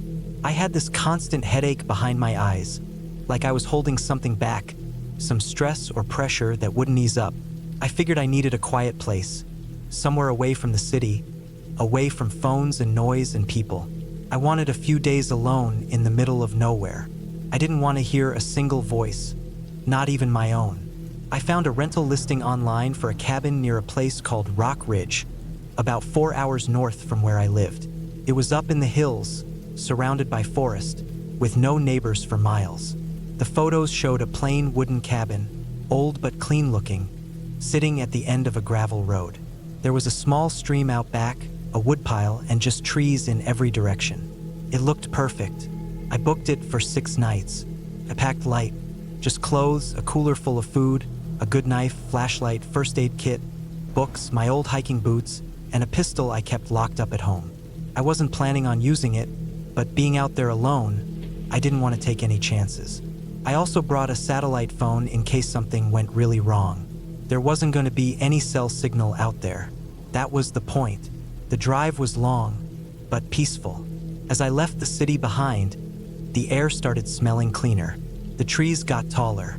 By the time I turned onto the gravel road that led to the cabin, I hadn't seen another car for nearly 40 minutes. The road twisted uphill through thick woods and ended in a clearing just big enough for a car to park and turn around. The cabin sat in the middle like it had grown from the ground. No paint, no decorations. Just wood and stone. The place looked even more isolated than the photos showed. I stood there for a moment with the car door open, listening. No traffic, no voices, no airplanes overhead. Just wind through the trees, birds somewhere high up, and the faint trickle of water from the stream behind the cabin. Felt like stepping into another world. Inside, the cabin was simple but well kept. One main room with a table, 2 chairs, a wood stove, and a narrow cot with clean bedding. There was a kitchenette with a hand pump for water, and a small bathroom with an old compost toilet. No electricity, just lanterns and candles. I unpacked, set the cooler on the counter, and opened all the windows to let in the forest air. The first day passed slow and quiet. I read, took a nap, walked down to the stream, then sat on the porch until it got too cold. That night, I built a fire in the stove and ate canned chili by candlelight. I slept surprisingly well. The second day, I hiked a few miles out behind the cabin. There weren't any real trails, just animal paths and clearings. I marked my way with small stacks of stones so I wouldn't get turned around. It was peaceful but dense, the kind of forest that felt like it kept secrets. A few times I stopped, thinking I heard something behind me, but it was always just a branch shifting or a bird flapping. I made it back before dark. That night, something woke me around 2 a.m. It wasn't loud, just a soft knock or a thud, like something tapped the side of the cabin. I lay still in the dark, listening hard. Nothing followed. No footsteps, no scraping. After a few minutes, I figured it was a branch falling or an animal bumping the wall. I went back to sleep. On the third morning, I noticed something odd. Behind the cabin, near the stream, I found a shoe print in the soft mud. It wasn't mine. I had heavy boots with deep treads. This was a shallower print, maybe from a sneaker or a light hiking shoe. I crouched down and looked closer. It was fresh, the edges still sharp, not softened by wind or rain. It led toward the trees, not away from them. I followed it for a while, but it disappeared after about 20 feet. The ground got harder, covered in leaves. That shook me a little. I hadn't seen anyone out here. The listing said it was private land, and the road up to the cabin had a gate, one I had to unlock myself. I hadn't heard a car, hadn't seen another human. Still, maybe someone was hiking through, maybe a ranger. I tried not to think too hard about it. But that day, I stayed closer to the cabin. I kept the pistol on me, tucked in my waistband. I didn't touch it, didn't need to, but just having it there made me feel better. I spent most of the day sitting on the porch, watching the woods. It was peaceful, quiet, until the evening. Around sunset, I noticed something. One of the stacks of rocks I'd made 2 days earlier was gone. Not just knocked over, gone. It had been just 30 feet from the cabin sidewall, in a spot I could see from the window. I walked over and checked the area. No sign of the rocks. Not scattered, not pushed over, just gone. I checked the others. 2 more piles were missing. One remained, farther out near a big pine. I hadn't moved them. No wind or animal could have taken them. And they were all spaced apart enough that it couldn't be a fluke. Someone had walked through and picked them up. That night, I didn't sleep much. I kept the lantern low and sat at the table, listening. A few times I heard a soft cracking sound, like branches underfoot. Each time, I went to the window and looked out, but I couldn't see anything. The darkness outside was thick, the kind that pressed against the glass. You could shine a light out there and see almost nothing past 20 feet. I thought about leaving. I even packed a few things into my bag, but it felt stupid to run over a few missing rocks and a footprint. I told myself I was overthinking it, letting the quiet get to me. Still, I kept the pistol beside me, safety off. The next morning, I found something else. A small wooden figure sat on the front porch railing. It was carved crudely, maybe with a knife out of a stick. It looked like a person, just arms, legs, and a round head, no face. It hadn't been there the day before. I checked the cabin, doors locked, windows shut. Nothing inside was touched, but someone had been close enough to leave that little thing behind. That was the first time I felt real fear, not just nervousness or unease, but actual cold fear in my chest. Someone had been right outside. While I was inside sleeping or trying to sleep, watching maybe, I walked the perimeter, scanning the ground for prints. I found some disturbed leaves near the sidewall, but nothing clear. Whoever was out there knew how to move quietly, or maybe they were just lucky. Either way, I didn't like it. I kept that day quiet, stayed inside mostly. I moved the table in front of the door at night, loaded the pistol, set a can and a metal spoon on the porch rail as a noise trap. I barely slept. The fifth day, I found another figure. This one was hanging from a branch near the stream, swinging slightly in the wind. It was the same shape as the first. Stick arms, stick legs, round head. Still no face. This time, I took it down and burned it in the stove. By now, I was done pretending it wasn't serious. Someone was out there, watching me. They weren't trying to talk or steal or hurt me. Not yet. But they wanted me to know they were there. It felt like a game, and I was the only one who didn't know the rules. I packed everything. I planned to leave that evening, even if I had to drive down the mountain in the dark. I didn't care anymore about relaxing or clearing my head. I just wanted out. But when I got to the car, I saw that the front passenger tire was slashed. A clean, deep slice across the sidewall. Not a tear, not a puncture. A cut. I stood there for a long time just staring at it. There was no spare. I'd meant to get one replaced a month ago, kept putting it off. I cursed myself out loud, over and over. I was stuck, unless I wanted to walk down miles of road through the woods. I thought about it. I really did. But if someone had slashed the tire, they might be watching the road. I didn't want to run straight into them. I didn't know how many there were, or what they wanted, or what they were willing to do. I decided to wait until morning, maybe hike out at first light. I'd take the satellite phone and call for help when I got far enough from the cabin. If they tried to follow, at least I'd see them in daylight. That night, I barely blinked. Every creak in the cabin felt louder. The can and spoon on the porch never moved, but around 3 a.m., I heard something behind the cabin. Not close, just far enough to make me doubt it. Like someone clearing their throat or coughing softly.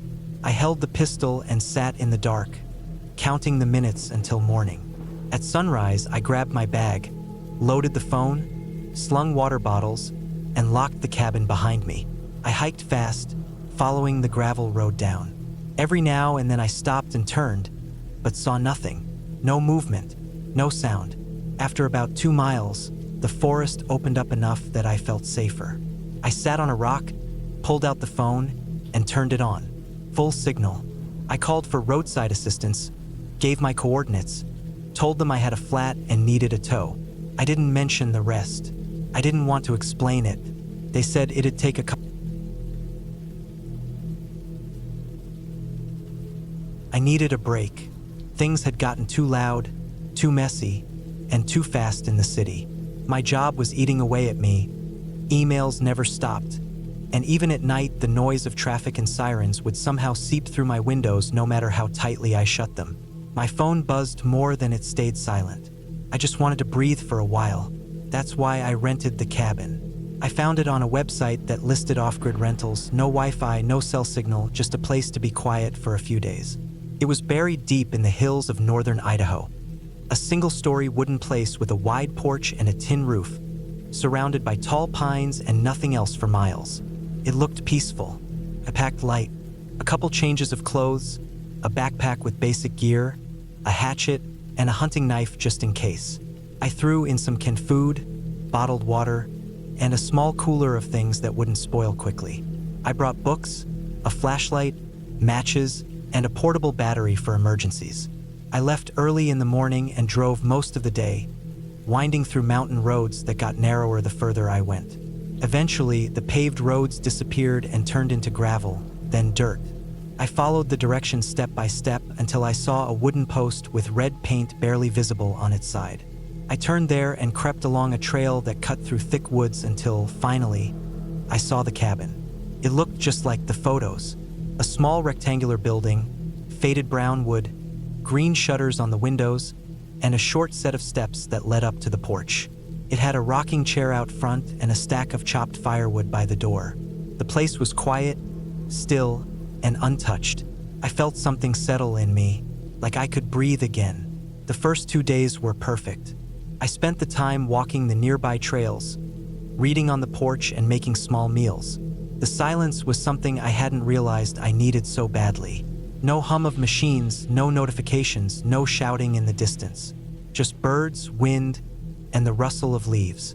At night, I would light a fire in the wood stove inside the cabin, boil some water, and sit near the window to listen to the world go dark. But on the third night, something started to feel wrong. It began with a sound. I had just turned off the lantern and lay down in the cot tucked into the corner of the cabin. The fire had burned low, glowing faintly. I was drifting off when I heard a crunch outside. Not the sound of a branch snapping from wind or a squirrel darting by. It was slow, deliberate, a boot on dry leaves. I froze. I listened hard, holding my breath, eyes wide open in the dark. Another crunch, closer this time. Then nothing. I told myself it was probably a deer, maybe an elk, something harmless. I waited a while longer, then finally drifted off to sleep. The next morning I went outside. I circled the cabin, scanning the dirt and dead leaves for any tracks. And I found some, a boot print, not mine, pressed into the earth a few feet from the porch. Big, wide, and clear as day. Someone had been there. Someone had walked right up to the cabin in the night. I looked around in every direction. Trees stood thick all around, branches swaying slightly in the breeze. But there was no one. I listened, waited. Still nothing. I felt a knot form in my gut. I knew I was miles from anyone. No neighbors, no towns. Whoever came by had gone out of their way to reach this place. I went back inside, locked the door, and slid the bolt into place. That day, I stayed close to the cabin. I didn't read or hike. I mostly sat by the window and looked out. I kept the hatchet close. The quiet no longer felt peaceful. It felt sharp, like it was listening. That night, I didn't sleep much. I lay in bed, eyes on the door, every sound outside magnified in my head. The wind felt louder, the fire crackled harsher. Sometime past midnight, I heard it again. A crunch, then another, then the creak of the porch boards. I sat up slowly. My heart was pounding so hard I could feel it in my neck. I reached over and grabbed the flashlight, turned it on, and pointed it at the door. Nothing, but I could hear something out there, breathing, slow, measured. I waited for a knock, for the door handle to rattle, but nothing happened. After a few minutes, the sound faded. I waited another hour before I even considered sleeping. In the morning, I stepped outside again. This time, there were more boot prints, not just near the porch. They circled the cabin. They went to the back window. They wandered over to the tree line. Whoever it was had spent a long time outside, just watching. I felt sick. I didn't know what they wanted. Robbery didn't make sense. There wasn't anything valuable in the cabin. No electronics, no money, no gear worth stealing. And if they wanted to hurt me, they had plenty of chances. But they didn't knock. They didn't try the door. They just watched. I considered leaving, but the drive back would take hours, and it was already late morning. I decided to wait one more day, then leave early the next morning. I packed most of my gear that afternoon. I double-checked the locks. I loaded the hatchet and knife near the door. I made sure my flashlight had fresh batteries. That night, it was quiet for a while. I started to think maybe they were gone. Maybe they had gotten bored. But around 2 a.m., I woke up to the sound of something tapping against the wall. Not hard, just gentle, like fingers. I sat up and listened. The tapping moved from one side of the cabin to the next, like someone walking the perimeter, dragging their hand along the wood. Then it stopped. The next sound was the porch again. A slow, careful step. Then another. I held the flashlight in one hand and the knife in the other. I didn't dare breathe. The steps paused by the door. There was a long silence. Then I heard the softest sound. Something sliding under the door. Paper. I waited until morning. I didn't sleep. I didn't move. When the light started to come through the windows, I finally stood up and checked the floor near the door. There it was. A folded piece of paper, yellowish, torn on one side, and a single line written on it in pencil. "I like your fire." That was it. I threw the rest of my gear into the bag and didn't bother with breakfast. I didn't clean the cabin or shut the windows. I got into the car and drove fast, bouncing down the trail and back onto the dirt road. I didn't stop until I reached the first gas station with people. I sat inside for over an hour, just trying to calm down. I never reported it. I didn't know what I would even say. There was no crime, just prints and a note, and someone out there who had taken a very strange interest in me. I never went back to that cabin. I don't camp alone anymore. I still think about those footsteps, the quiet watching, and the words on that piece of paper. I wonder how long they were out there, how many nights they stood in the dark, just beyond the trees, staring through the window while I slept. I wonder if they still go back, watching, waiting, for the next person who wants to get away from it all. And I wonder if that person will ever leave at all.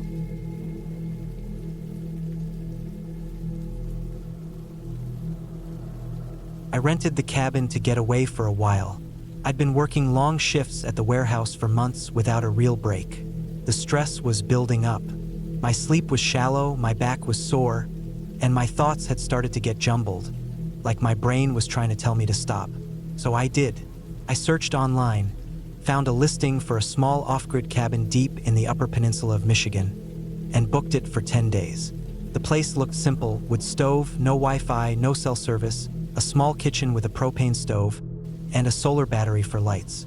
That was all I needed.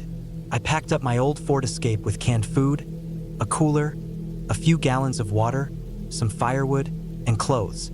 The drive was long and quiet, with trees thick on both sides of the narrow road. I passed only a few other vehicles, most of them pickup trucks or logging rigs. After hours of driving, I finally turned down a bumpy dirt road marked only by a rusted-out mailbox with no name on it. That road went on for nearly a mile, winding through thick woods until the trees opened up slightly to a small clearing where the cabin stood. The cabin was smaller than it looked in pictures. The logs were old but solid, and the roof looked recently patched. There was a small porch with a rocking chair, and stacked wood sat under a lean-to beside the door. The inside was rustic and smelled like pine and old ashes. There was a small bedroom, a kitchen, and a living area with a table and a couple of chairs. Everything creaked when I walked. I liked that, felt real. The first 2 days were peaceful. I cooked meals on the stove, read some books I brought, and walked around the woods nearby. There was a small trail that looped around a frozen pond about half a mile out. The snow was light but steady. Everything was quiet except for the sound of wind in the trees and the occasional crack of a branch somewhere far off. I hadn't seen any animals, but I saw tracks. Deer, raccoon, maybe fox. By the third day, I noticed something strange. I woke up and went outside to get more wood, and I saw a single boot print in the snow near the edge of the trees. It wasn't mine. It was bigger, deeper, and the tread was different. I looked around, but the tracks didn't continue anywhere. Just one print, like someone had stepped out of the woods and disappeared. I stared at it for a while, then tried to shake it off. Maybe the snow had melted around an old track just right to make it look fresh. I went back inside. That day, I stayed mostly indoors. I couldn't stop thinking about the print. Every time I looked out the window, I half expected to see someone standing in the woods. But nothing happened. That night, I locked the door and wedged a chair under the handle. Felt silly, but I couldn't help it. The next morning, I went out again and saw more prints. This time, a few of them. They were spaced apart, like someone had been walking slowly around the cabin in a wide circle. Again, none of them matched my boots. I followed the trail a bit, but it stopped abruptly about 20 feet from the back of the cabin. Just like before, the prints simply ended. There were no signs of turning around, no drag marks, nothing. Like whoever it was had just vanished into thin air. I started to feel nervous. I kept looking over my shoulder when I was outside. I brought my axe inside and kept it near the bed. That night, I didn't sleep much. I kept hearing soft sounds outside, like twigs snapping or something brushing against the cabin. Once I thought I heard footsteps on the porch. I sat up, holding my breath, but the sounds didn't come again. The next morning, I found scratches on the side of the cabin. They were low to the ground, about 2 feet up, and long, like someone had dragged a knife or maybe claws through the wood. They weren't there before. I checked around, but again, no other signs. The tracks from the night before had been covered by light snow. I was starting to feel like I wasn't alone, and it was getting harder to think clearly. I stayed inside all that day. I kept the fire going and tried to distract myself by writing in my notebook, but I couldn't focus. The trees outside started to feel closer. I watched the windows constantly. That night, I didn't sleep at all. Every little creak or gust of wind made me flinch. I thought I heard breathing once, just outside the window, but when I looked, nothing was there. On the 6th morning, I decided I'd had enough. I started packing. I planned to leave early the next day. I could tough it out one more night. I double-checked everything. I even blocked the windows with furniture just in case. I cooked a big dinner, figuring I'd need the energy. Just before bed, I took a long, hot shower and tried to relax.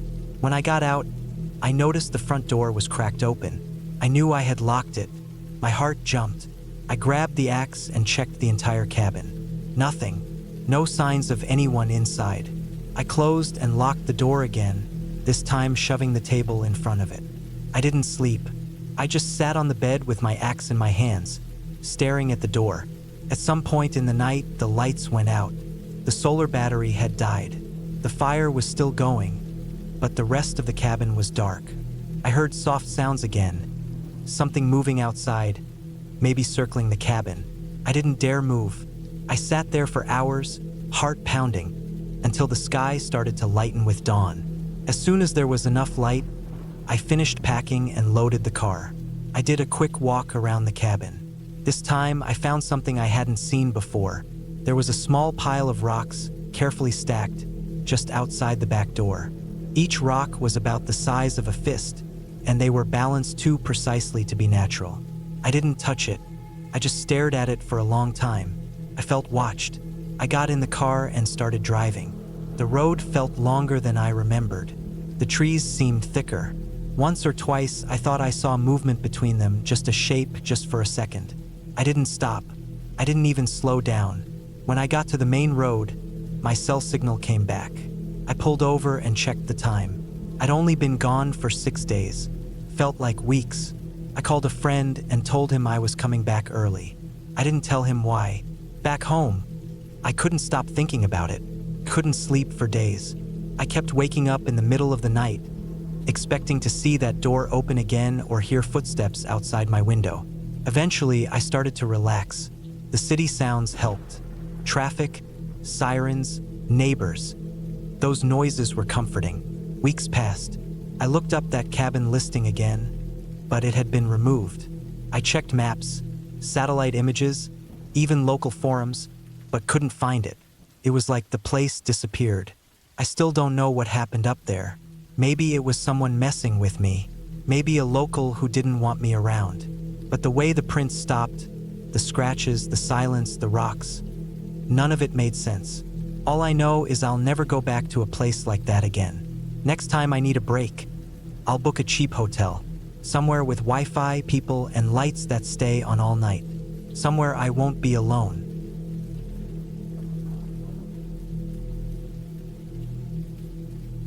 I don't usually talk about this, not because I'm scared of what people will think, but because I've spent years trying to forget what happened that week. It's been almost 9 years, and still, I remember the sound of boots crunching leaves in the woods behind the cabin. I remember the cold feeling in my chest that didn't go away for days. I remember counting the minutes between footsteps and holding my breath for so long it made my vision blur. It started as a quiet break. I was 32 at the time and working in a small mechanic shop on the outskirts of Billings, Montana. Life was busy, but not in a bad way, just the usual kind of grind that builds up when you don't take a real vacation for years. I'd been saving up for a while, and after a rough winter of long shifts, busted trucks, and back-to-back weekend work, I told myself I deserved some time away. I didn't want anything fancy, just peace and quiet. I liked being alone, so I looked for something deep in the woods, far from cell towers and highways. Something simple but solid. I found the cabin on a listing posted by some old guy who said he barely used it anymore. It was off-grid but had solar panels, a wood stove, and a hand pump for water. No Wi-Fi, no neighbors. No other cabins nearby for at least 5 miles. The pictures showed a one-room wooden structure with a small porch and a fire pit out back. It was surrounded by dense pine and fir trees. A dirt trail led in from a rough service road, just barely wide enough to get my truck through. It sounded perfect. I booked it for 8 nights in early May. Spring was just starting to wake everything up, but the nights were still cold. That suited me fine. I didn't want to run into hikers or campers. I just wanted to read, fish a little, and sleep without hearing engines or phones or anyone talking. I left early on a Saturday morning and drove out past Red Lodge. After about 6 hours of back roads and rough forest service tracks, I reached the property. The trees were thicker than I expected. Even in daylight, the place felt tucked away, almost like the forest had grown around it while the world forgot it was there. The air smelled clean and wet from the last rain. Birds chirped above the crackling sound of needles and branches swaying in the breeze. The cabin was even better than the pictures. Small, yes, but well-built. Clean inside. A cot with thick blankets, a wooden table, shelves lined with canned food and tools, and a lantern hanging from a hook in the ceiling. There was no bathroom, just an outhouse 20 yards out behind the tree line, marked by a faint trail. I unpacked, cracked open a beer from my cooler, and sat on the porch for a long time just listening to the woods. The first few days were exactly what I needed. I hiked in the mornings, spent the afternoons fishing in a nearby stream I found, and read in the evenings by lantern light. The nights were quiet. No coyotes, no bears, no people. Just the sound of wind in the trees and an occasional owl. Then came the 4th night. I had just crawled into bed, the fire dying down in the stove, when I thought I heard something outside. At first I figured it was a branch falling or maybe a deer moving through the woods. But after a few minutes, I heard it again. Footsteps, slow and heavy, crunching leaves and snapping twigs. Not close, but not far either. I sat up, heart starting to thump in my chest. The cot creaked under my weight. I turned down the lantern's wick, making the cabin go dim. I waited. Nothing. Then again crunch, crunch, then silence. I grabbed my flashlight and stood by the door, holding my breath. I knew there was no one supposed to be out here. No other cabins. No campgrounds, no trails. Just me. I stayed up for nearly an hour, staring out through the cracks in the window. I never saw anything. No movement. No more footsteps. Just the wind again. Eventually, I convinced myself it was an animal. Maybe an elk or a bear wandering near the trees. I made sure my axe was by the door and laid back down. I didn't fall asleep for a long time. The next day, I walked a wide circle around the cabin. The ground was soft from recent rain, and sure enough, I found tracks.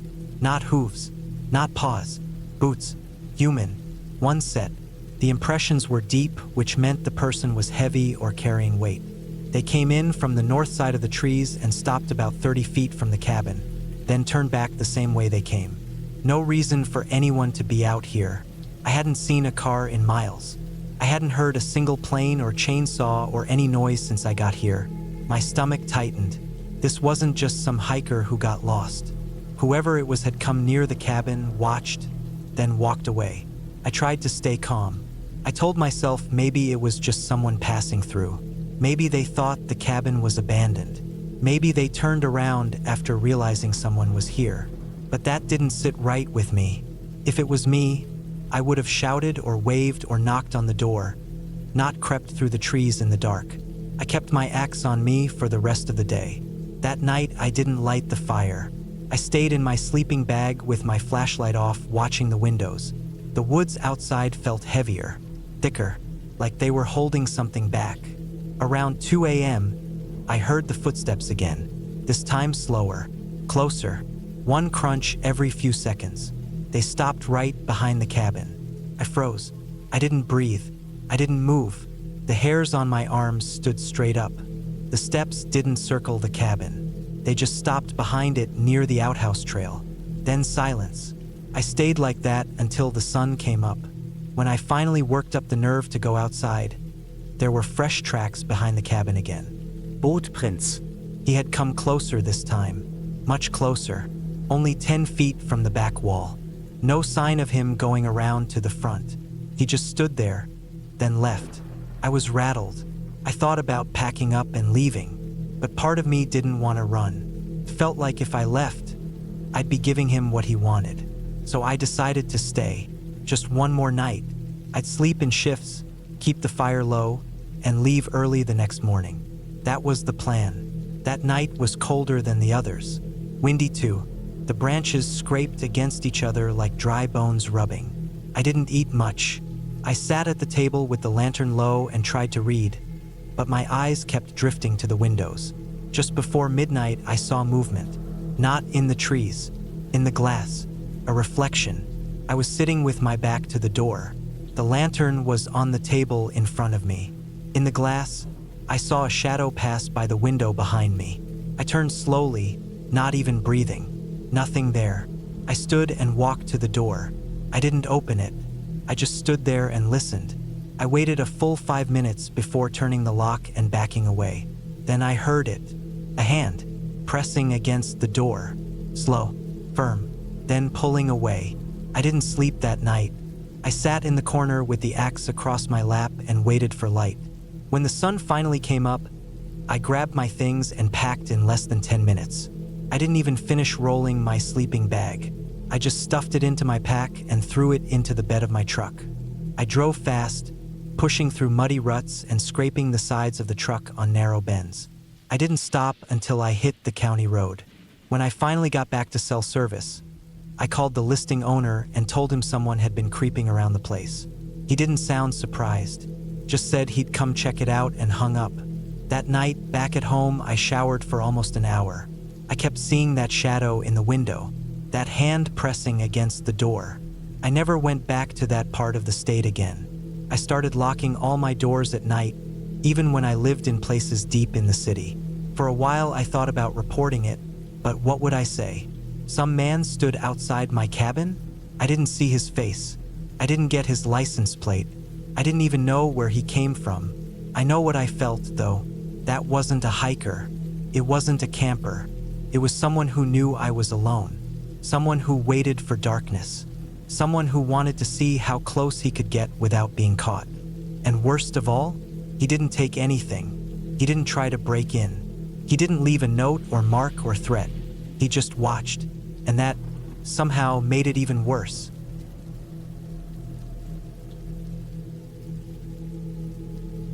I was never someone who liked being around too many people. That's why I always looked forward to my annual solo trip. I wasn't a hardcore survivalist or anything like that. I just liked the silence, the woods, and the idea of being cut off from the world for a few days. No phone, no emails, no city noise. Just trees, wind, and the sound of my own footsteps. I guess it gave me some control. When you're out there, it's just you and the land. If you mess up, there's no one to blame but yourself. That fall, I chose a remote part of northern Montana. A small cabin I found listed on a hiker's forum. It wasn't on Airbnb or any rental website. Just a guy who posted that his dad's old hunting cabin was available if anyone wanted to use it. Said it hadn't been touched in over 10 years, but the place had a solid roof, a wood-burning stove, and a stream out back for water. That was all I needed. I packed light. A backpack with clothes, a hatchet, sleeping bag, portable stove, canned food, water filter, and a hunting knife. I didn't take a gun. Maybe that was a mistake looking back. But I didn't plan on hunting. Just walking, writing in my notebook, maybe taking a few pictures. The plan was 4 days out there. Long enough to clear my head, but not so long that anyone would start worrying if I didn't check in. Getting there wasn't easy. The road the guy mentioned was more of a trail by the time I reached it. My rental SUV barely made it over the rocks and thick brush. Eventually, I had to park about a mile out and hike in the rest of the way. The air was cold, dry. My boots crunched over fallen leaves and pine needles. I followed a barely visible path through the trees, using landmarks the guy had mentioned. An old, broken fence, a rusted mailbox hanging crooked off a tree, a patch of dead birch trees. When I finally saw the cabin, it looked like something out of an old photo. Weathered wood, sun-bleached, with patches of moss along the sides. The roof sagged in the middle but was intact. A small brick chimney poked out of one side. The door creaked when I pushed it open, and a gust of cold, stale air hit me. Inside, it was empty except for a cot, a stool, and an old wood stove in the corner. There was no electricity, no plumbing, just the bare basics. I unpacked, checked the structure, made sure the place was stable. The floor creaked a lot, but nothing felt unsafe. I gathered wood from around the property, made a small pile near the stove. My phone had no signal, which was expected. I turned it off and slipped it into my backpack. The silence was thick, like a blanket. I liked it. The first night was uneventful. I boiled water from the stream, filtered it, made some ramen, then sat outside for a while watching the trees. The stars came out in full. No light pollution. I could see the Milky Way stretching across the sky like a faded scar. When I went inside, I lit a candle, wrote in my journal, then rolled out my sleeping bag on the cot and dozed off to the sound of crickets. It was the second day when things started to feel off. I woke up early and took a short hike behind the cabin. There was an old deer trail leading uphill. I followed it just to get a view of the valley. It led to a rocky ridge with a good overlook. I sat there for a bit, drank some water, then turned around to head back. On the way down, I noticed something strange. A tree about 30 feet off the trail had deep gashes in its bark. Not animal scratches. These were cleaner, longer, almost like someone had dragged a blade across the trunk. Several times, I moved closer. There were 3 parallel lines, all about the same length, cut deeply into the bark. I ran my fingers over them. Fresh. No sap had crusted over yet. I looked around. I was sure I hadn't seen them on the way up. I told myself it was probably from a hunter marking a trail. People did that sometimes, but something about it didn't sit right. The cuts were too clean, not messy like most hunting marks. I moved on and didn't think much more of it. That night, while I was writing in my journal, I heard something outside, a faint crunch, like someone stepping on dry leaves. Then another. I froze. The cabin had no windows, just thin slits near the roof for ventilation. I moved quietly to the door and pressed my ear against it. Silence. I stood there for a minute, listening hard. Maybe it was a deer or a raccoon. I'd seen some tracks earlier by the stream. I stayed up another hour just listening. Nothing else happened. Eventually, I forced myself to sleep. The third day is when everything turned. I decided to take another hike, this time west of the cabin. There was a clearing about 2 miles out I wanted to check out. On the way there, I found a dead rabbit. Nothing unusual about that, except it had been skinned. Not eaten, not clawed at. Skinned. Carefully. Cleanly. Its fur was spread out next to it, like someone had laid it there for drying. That's when I felt a chill. A deep, crawling feeling under my skin. I looked around. The woods were quiet. Too quiet. No birds, no wind. I backed away slowly. The hairs on the back of my neck were standing straight up. I didn't hike to the clearing. I turned around and headed straight back to the cabin. When I got back, I saw something that made my stomach twist. There were footprints near the cabin. Footprints. Not mine. I checked around the building. They circled it. Once, twice, then led off into the woods, in a direction I hadn't come from. I couldn't tell how fresh they were, but they looked recent. Sharp edges in the mud. I didn't have a gun, just my knife and hatchet. I stayed inside for hours just listening. Every small creak of the trees outside sounded like footsteps. My ears were ringing from how hard I was trying to hear every sound. That night, I didn't sleep. I sat with my back to the door, knife in my hand, staring into the dark. At some point, I must have dozed off. When I opened my eyes, there was light coming in through the roof slits. Early morning, cold air. I stood up and stretched. Then I saw it. On the door, a mark, 3 lines carved deep, just like the tree. I didn't breathe for a moment. My stomach felt like it had dropped out of my body. I stepped closer. The lines were fresh, wood shavings still stuck to the edges. Someone had been right outside while I slept. I packed everything. I didn't care about finishing the trip. I just wanted out. As I stepped outside, I noticed something else. My boot prints from the day before were gone. The ground was disturbed, as if someone had swept the area with branches or pine boughs. I looked up. No signs of anyone, no movement in the trees, but I could feel it. I was being watched. I started hiking back the way I came, fast but not running. I didn't want to make noise. Every few minutes I stopped and listened. Nothing, but I still felt eyes on me. I reached my car around midday. The SUV was untouched. I unlocked it, tossed my bag inside, and got in. My hands were shaking. I turned the key. Click. Nothing. I tried again. Click. Battery was dead. It didn't make sense. It wasn't that old. I'd left nothing on. I popped the hood, checked the cables. Everything looked fine. That's when I noticed the wires. Several had been cut. Clean cuts, like a knife or blade had done it. I slammed the hood shut and looked around. Forest, thick and quiet. No sign of anything. No footprints near the car. Whoever did it knew what they were doing. I grabbed my bag, locked the car, and started walking. The nearest ranger station was about 6 miles down the road. I'd passed a sign on the way in. It would take a couple of hours, but I had no choice. I walked fast, only stopping once to drink water. The whole time, I felt like someone was walking just behind the trees, just out of sight. Every few hundred feet, I'd stop and turn suddenly. Nothing. No animals. No sounds. Just the trees, still and silent. About halfway, I heard something up ahead. A soft scraping sound. Then the sound of something dropping to the ground. A soft thud. I crept forward. Slowly. There, lying in the dirt, was a piece of paper. Folded once. No footprints around it. Just sitting in the middle of the road.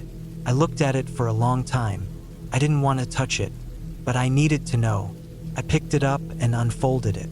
3 lines, drawn in thick black marker. No words. No explanation. Just the same 3 marks again. That was it. I ran. I didn't care about noise anymore. I just ran. When I saw the ranger station, I almost cried.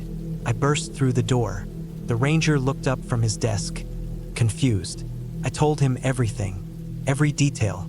He listened, nodding slowly.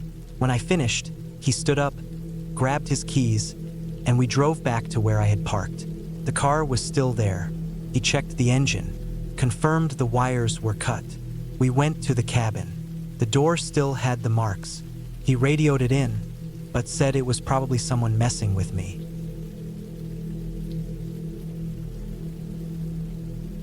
It started when I decided I needed to take a break from everything.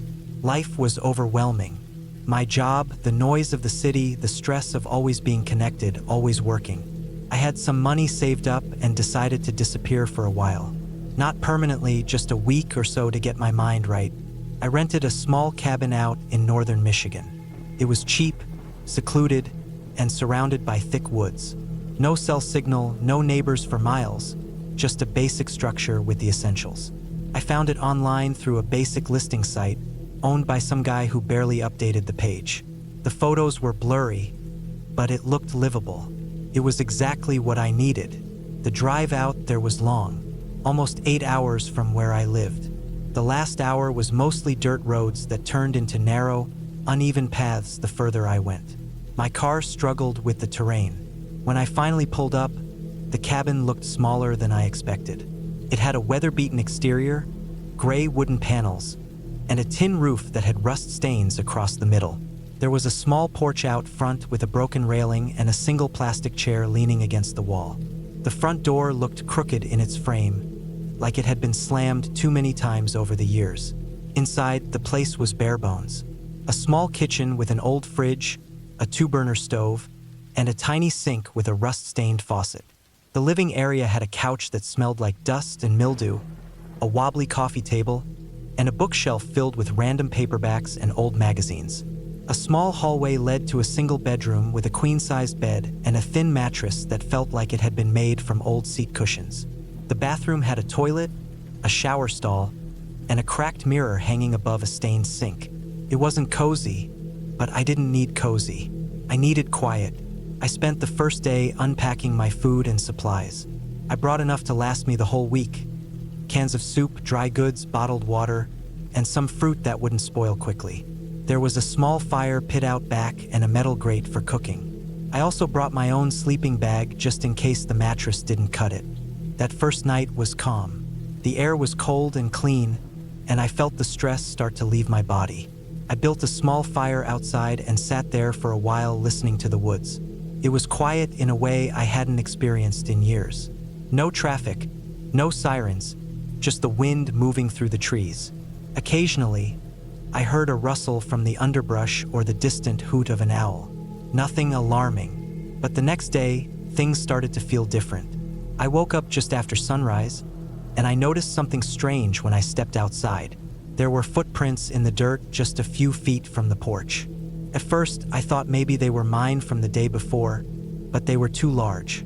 Definitely not mine. I wear a size 10, and these were closer to 13 or 14. Deep impressions too, like whoever made them was heavy. I looked around, but the prints just started and stopped in the clearing. No trail leading to them, no pattern, just 6 or 7 steps and then nothing. It didn't make sense. I tried to shrug it off. Maybe a hunter or hiker wandered through, though I hadn't seen anyone since I got there. Later that day, I decided to explore the woods a bit.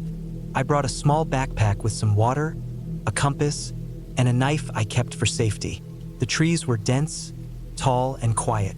After walking for about an hour, I came across what looked like the remains of an old shed or outbuilding. The roof had caved in, and the walls were leaning inward. It was covered in moss and dead leaves. I didn't go inside, but I walked around it and noticed what looked like claw marks on one of the beams. Deep gouges, spaced evenly, about the width of a hand. It made me uneasy. That night, I couldn't sleep well. I kept hearing things outside. Soft thuds, twigs snapping, what sounded like breathing. I stayed in my sleeping bag and kept a flashlight close. Every time I turned it on and looked out the window, there was nothing. I didn't know if my mind was playing tricks on me or if something really was out there. On the third day, things got worse. I woke up to find the door to the cabin slightly open. I always locked it at night, and I was sure I had done the same this time. I checked all my supplies and nothing seemed to be missing. But on the porch, I found something that shook me. A small pile of rocks stacked into a little tower right next to the door. It hadn't been there the day before. I don't know why it creeped me out so much, but it did. It felt like a sign, like someone was trying to say something without speaking. I stayed close to the cabin that day. Didn't feel right to wander too far. I kept checking the windows and door every hour. Around late afternoon, I heard something heavy move just beyond the tree line. I couldn't see anything, but I could hear it walking. Slow, heavy steps crunching leaves. It stopped after a few minutes, and I didn't hear it again for the rest of the day. That night, I pushed the couch against the door and kept the knife close. The next morning, I decided I was going to leave early. I didn't care that I had 4 days left. It wasn't worth the stress. But when I started packing my things, I found that my car keys were gone. I searched every inch of the cabin. I checked under the couch cushions, inside drawers, even the fridge. Nothing. I went outside and checked around the car, thinking maybe I dropped them. Still nothing. That's when I noticed something else. The driver's side door was slightly open. I never leave it like that. The glove box was open too, papers scattered across the passenger seat. Someone had been inside. I started to panic. I had no way of calling for help. No cell service, no landline, no signal. I was completely alone. I considered walking back the way I came, but it would have taken at least 6 hours on foot through dense woods and rough roads. And if someone was messing with me, they could easily follow me. I felt trapped. That night was the worst. The sounds outside started earlier, just after sundown. I heard something scratching at the walls, soft at first, then harder. Then came the footsteps again, moving slowly around the cabin. I stayed on the floor with the flashlight and knife, barely breathing. At some point, something tapped the window. Not a knock, just a slow, light tap, over and over. I didn't look, couldn't. I stayed like that for hours, heart pounding, until the sounds finally stopped around dawn. When the sun came up, I ran outside and checked the area. There were more footprints in the dirt, the same big ones. This time, they circled the cabin twice. Then I found something new. A small bundle of twigs tied together with what looked like a shoelace. It had been left right in front of my car. I had no idea what it meant, but it made me feel sick. I stayed inside the whole next day. I didn't eat, didn't drink much. I just sat there listening. Every creak in the wood, every gust of wind, I jumped. When night came, I couldn't take it anymore. I decided I was going to leave no matter what. I had a rough idea of which way I came in. I packed a bag with the essentials, water, a flashlight, the knife, and a blanket, and I left everything else behind. I waited until about an hour before sunrise and took off through the woods.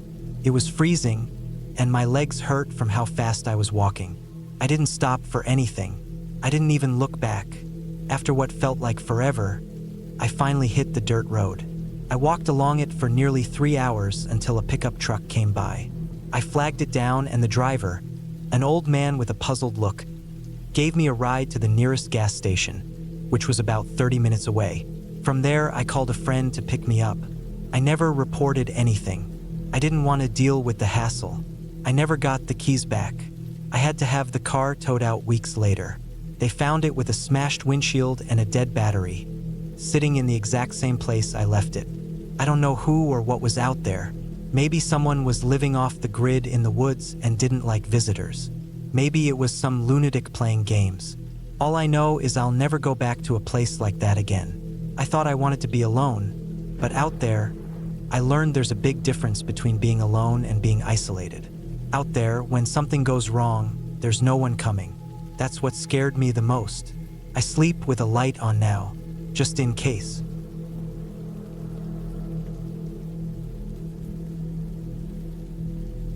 I was 31 when I decided I needed a break from everything. Life in the city had started to feel like a loop that I couldn't escape. The same streets, same people, same noise every day. I worked a desk job at a logistics company, mostly just spreadsheets and customer emails. I had no family left in the city, no girlfriend, no pets. I wasn't depressed or anything like that. I just felt empty, not sad, just hollow. So I planned a trip. I searched online for a cabin somewhere far enough to feel quiet, but close enough that I could drive there in one day. After a few hours of scrolling listings, I found it.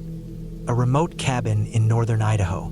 The listing was plain. No pictures except the outside, just a wooden structure with a metal roof and a small deck. The description said it was rustic, had electricity, and no Wi-Fi. That was exactly what I was looking for. I booked it for 2 weeks in mid-October. The weather would be cool but not freezing yet. The drive took almost 10 hours. Once I left the highway, the road narrowed to a gravel path for nearly 20 miles. No houses, no signs, just forest and a few deer. I had printed the directions because I knew I'd lose service, and I followed them carefully. Eventually, I pulled up to the cabin around 4:30 p.m. The air felt clean and sharp. I could hear the wind moving through the trees. Leaves were turning red and yellow and falling in slow drifts. The cabin looked even older than in the photos. The wood was gray and weathered, and the deck creaked when I stepped on it. There were no cars, no people, no sounds except the forest. It was perfect. The inside was basic. One room, a bed in the corner, a small table, a couple of chairs, a tiny kitchenette, and a wood stove. There was a single exposed light bulb hanging from the ceiling. In the back was a small bathroom with a compost toilet and a tin shower. It smelled faintly of pine and dust. I unpacked my stuff, mostly clothes, some food, and a few books. I didn't bring a laptop. I left my phone in airplane mode. The first few days were peaceful. I spent the mornings reading, then went on long hikes through the woods in the afternoon. There was a small trail behind the cabin that curved around a hill and disappeared into the trees. I followed it every day, taking different turns, trying to get lost. I never ran into anyone. At night, I made simple meals on the tiny stove and sat on the deck with a blanket, watching the trees shift in the wind. The stars were the brightest I had ever seen. I could hear owls sometimes, and the occasional snap of a branch in the distance. That didn't bother me. I expected wildlife. On the fifth night, I noticed something odd. I had gone to bed early, maybe around 9 p.m. I was drifting off when I heard a low thump under the floor.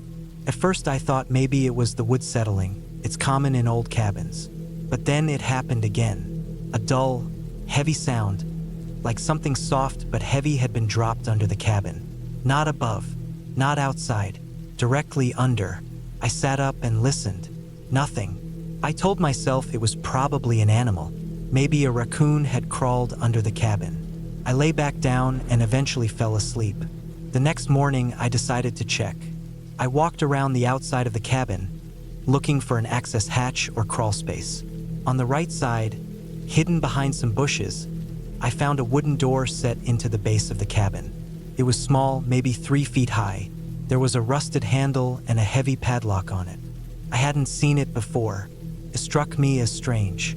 The listing hadn't mentioned anything under the cabin. I pulled on the door, but the padlock held.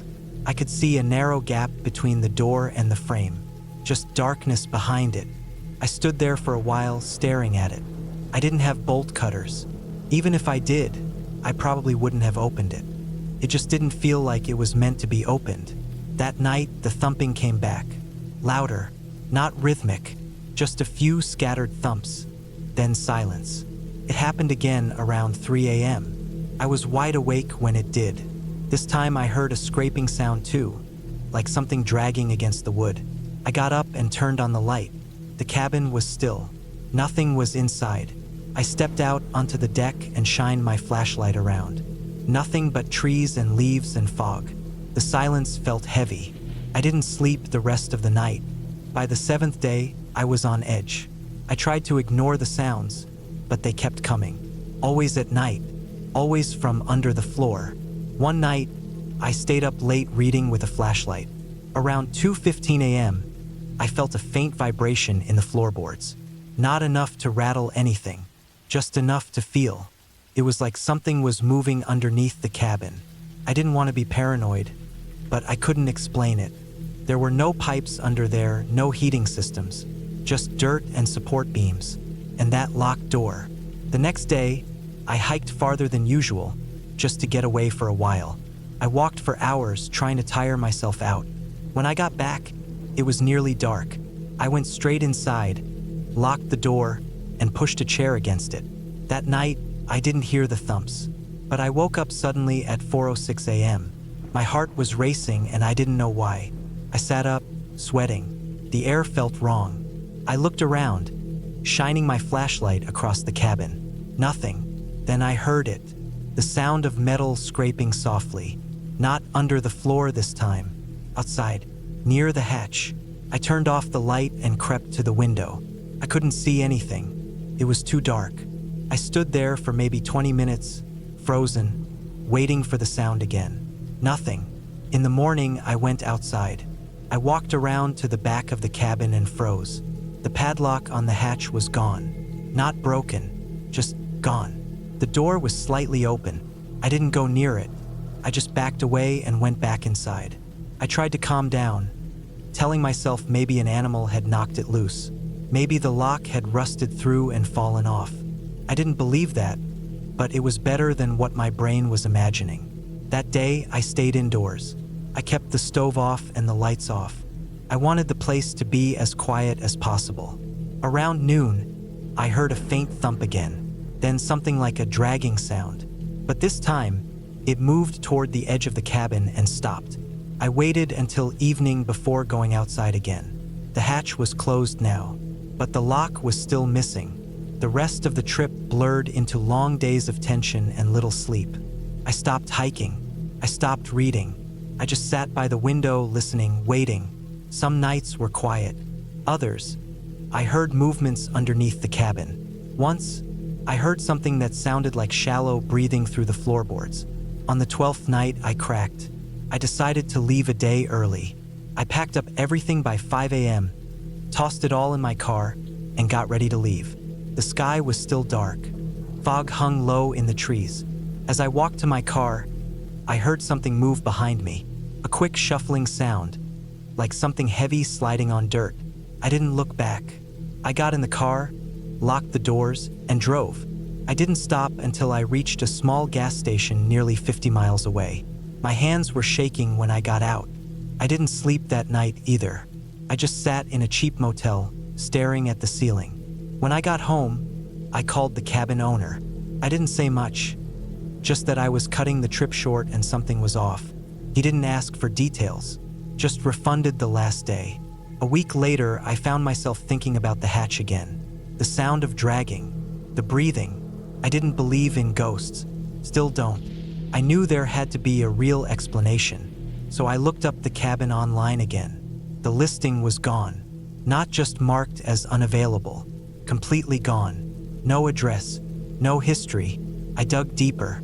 I remembered a few details from the rental site and managed to trace it to a property listing from 2 years ago. It was part of a foreclosed parcel, used to be owned by a man who lived alone in the woods. The documents were vague, but I found one line in a police report attached to the records. It said, "Crawl space found beneath floorboards, locked from outside, remains unsearched due to structural instability." That was it. I never found out who the man was or what was in the crawl space. I didn't want to know anymore. I shut my laptop and deleted everything I had saved. Even now, years later, I still wake up sometimes in the middle of the night, heart racing, thinking I heard that thump again, that slow drag of something across wood. I've never gone back to any cabin since, and I never will.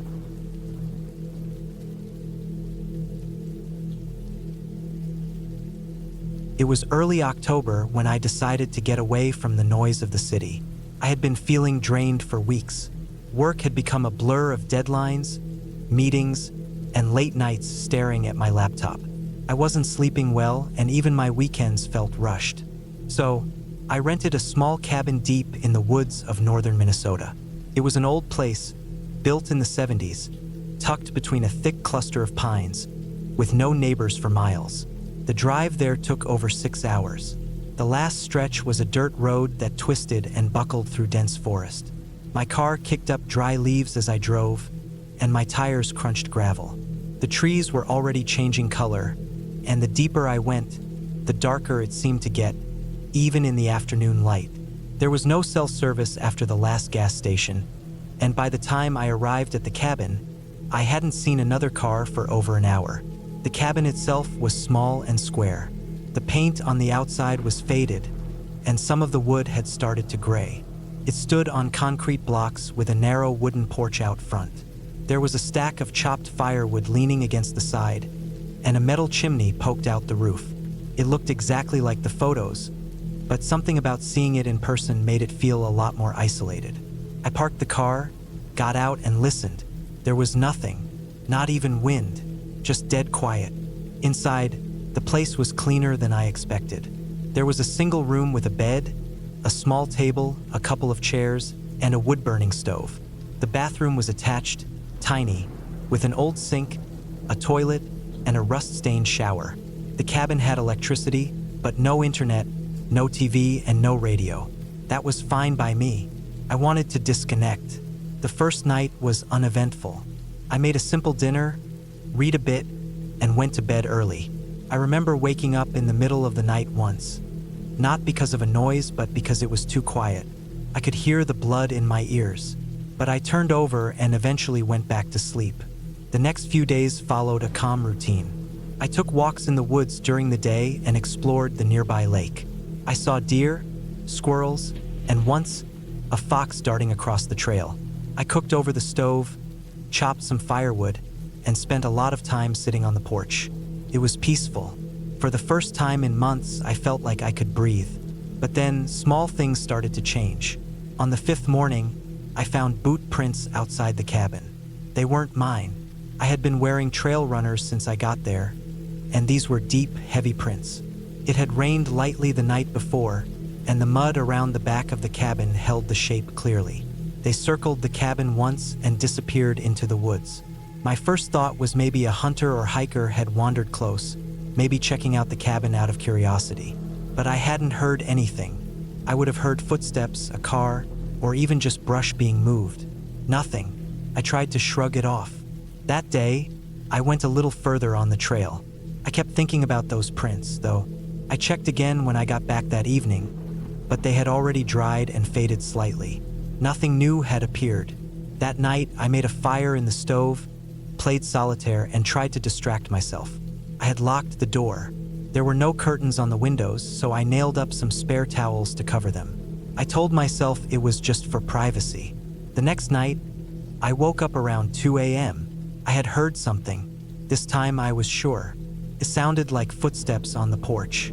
Slow, heavy, one step at a time, then nothing. I lay in bed with my eyes open, heart racing. I couldn't see anything through the towels on the windows, and the room was pitch black except for the dying glow of the stove. I waited, barely breathing, but I never heard the footsteps leave. In the morning, I checked the porch. There were scuff marks, like someone had been dragging their boots on the wooden boards. But again, no sign of who it was or where they went. The trees loomed silently around me, and the air felt heavier that morning. I felt watched. I considered leaving. I packed some things into the car but didn't drive off. I told myself it was probably just someone passing through, maybe camping nearby. I didn't want to let fear ruin what was supposed to be my escape. But I stopped hiking that day. I stayed close, chopped more wood, and kept the fire going. That night, it got worse. I stayed up late, sitting at the table with a flashlight and a hunting knife I found in the kitchen drawer. The fire had gone out, and I didn't want to make noise getting more wood. Around 3 a.m., I heard the front doorknob rattle. Just once. Not a full twist. Just a slow, deliberate test. Then I heard footsteps again on the porch. Then nothing. Not a sound. I didn't sleep that night. The first light, I went outside. I looked everywhere. The woods were still. No new prints. No signs of movement. I thought about trying to walk to where I could get cell service, but I had no idea how far that was. The last bar had disappeared nearly 45 minutes before reaching the cabin. I stayed another day. I don't know why. The next night, I nailed boards over the windows. I used what little spare wood I had and even broke apart one of the extra chairs. I barricaded the door with the table and slept with the knife on my chest. I still heard footsteps that night. This time, they circled the cabin slowly. I didn't move. I didn't breathe. Whoever it was, they didn't knock. They didn't speak. They just walked. In the morning, I snapped. I packed everything I could grab in under 5 minutes, threw it into the car, and drove. I didn't look back. The drive out felt longer than the drive in. Every branch that moved, every shadow between the trees made me flinch. I didn't stop until I was 2 towns away, sitting in a diner parking lot with full bars on my phone. When I got home, I tried to forget about it. I didn't tell anyone. I deleted the listing I booked the cabin through. Weeks passed. Then I received a letter. No return address. Inside was a single photo. It was a picture of me, standing in front of the cabin, taken from the woods. I never went back. I changed my number, moved apartments, and installed security cameras. I still don't sleep well. Every now and then, I check my mail with my heart in my throat, waiting to see if another letter shows up. So far, nothing. But I know someone was out there, watching me. Maybe they still are.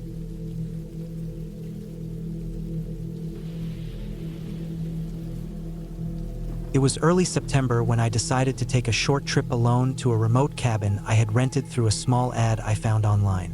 I needed a break from everything: work, people, city noise. The place was deep in the woods of northern Minnesota, about 4 hours from my apartment. It looked cozy in the pictures. One bedroom, a wood stove, a deck overlooking a quiet lake, and no cell reception. That last part actually sold me.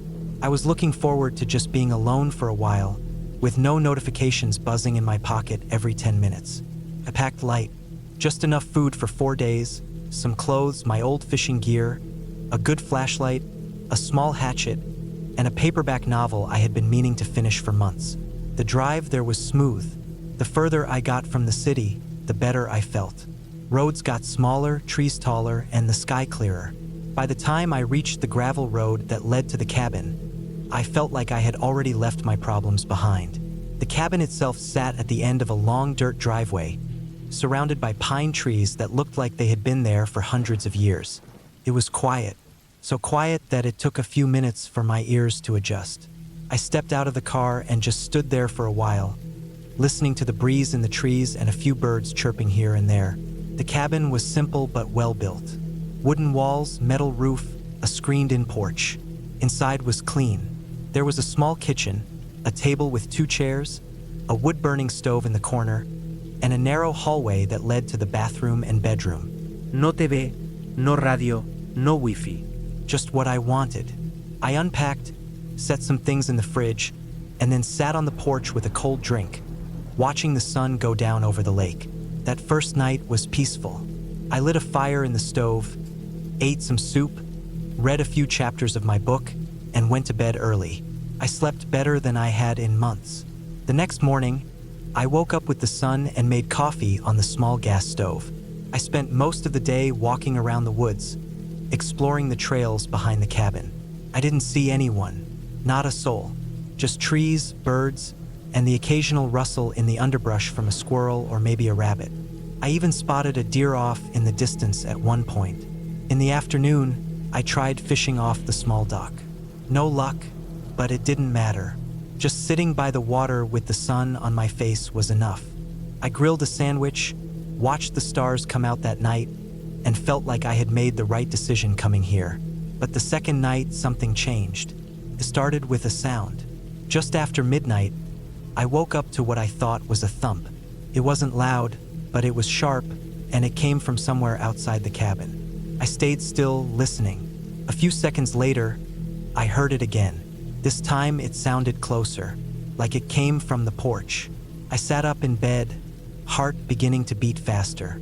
The woods were supposed to be empty. The closest neighbor was a few miles away. I hadn't seen another car or person since I arrived. I told myself it could have been an animal, maybe a raccoon or even a bear. Still, I got up slowly and moved to the window. I couldn't see anything out there. It was too dark. I had forgotten to leave the porch light on. After a few minutes of silence, I climbed back into bed. I listened hard for any more sounds but didn't hear anything. Eventually, I drifted off again. The next morning, I checked the porch. Nothing seemed out of place. I walked around the cabin, looked for footprints or disturbed ground, but the dirt and pine needles didn't show anything unusual. I shrugged it off, told myself it was probably a branch falling or something like that. The third day was overcast. I stayed inside most of the time, reading and writing in a small notebook I had brought. Around late afternoon, I noticed something odd. I was sitting at the table when I thought I saw movement in the woods, out past the tree line. It was quick, like someone darting between trees. I stood up and walked to the porch, trying to see better. Nothing. The trees swayed slightly in the wind. I waited a while but saw no more movement. I went back inside, trying not to let my imagination get the best of me. But from that moment, I started feeling watched, like something was out there, just beyond where I could see. That night, it rained hard. I built a fire and tried to keep busy. I read, I made dinner, I drank a little whiskey I had brought. But the feeling stayed with me, the feeling that someone or something was near. I heard the thump again around 1 a.m. This time it was louder, more deliberate. Then came another sound, a slow, steady creaking like someone stepping on the porch floorboards. I froze. My mind tried to rationalize it. Wind? An animal? But this wasn't random. The creaks moved from one side of the porch to the other, then stopped directly in front of the door. I didn't move. I didn't even breathe. My heart thudded in my ears. Then the doorknob rattled. Just a little. Just enough to let me know someone was there. I slowly reached under the bed where I had put the hatchet. I held it tightly, trying to stay quiet. I stayed like that for over an hour. Nothing else happened. No more sounds. No more movement. When I finally worked up the courage to look out the window, there was nothing there. I didn't sleep the rest of the night. The next morning, I saw something that made my stomach drop. There were footprints on the porch. Muddy ones. Human ones. They were large, barefoot, and soaked from the rain. They started at the edge of the porch and stopped right at the door. I decided then that I was leaving. I packed everything fast and threw it into the car. Before leaving, I checked the back of the cabin, just to be sure. That's when I saw more footprints. These ones came from the woods. They led straight up to the window of the bedroom, then circled around to the porch. I didn't look for more. I didn't care. I drove fast down that gravel road, tires slipping a bit on the wet surface, not stopping until I hit the highway. I made it home by late afternoon. I felt safe but shaken. I couldn't explain what happened. I didn't report it. Who would I report it to? I had no proof, just a few muddy footprints and a feeling that someone had been watching me. For weeks, I had trouble sleeping. I kept checking the windows. I kept thinking I saw someone outside, even in the middle of the city. I started locking everything, doors, windows, even during the day. I never went back to that cabin. I never even looked at the ad again. Maybe it was just some weirdo messing around. Maybe it was a coincidence. But I don't believe that, because the next weekend, I saw something taped to my front door. A muddy, torn piece of paper. No words, just a single muddy footprint on it. I moved a few weeks later, changed my number, changed everything. I never went out to the woods again, and I never will.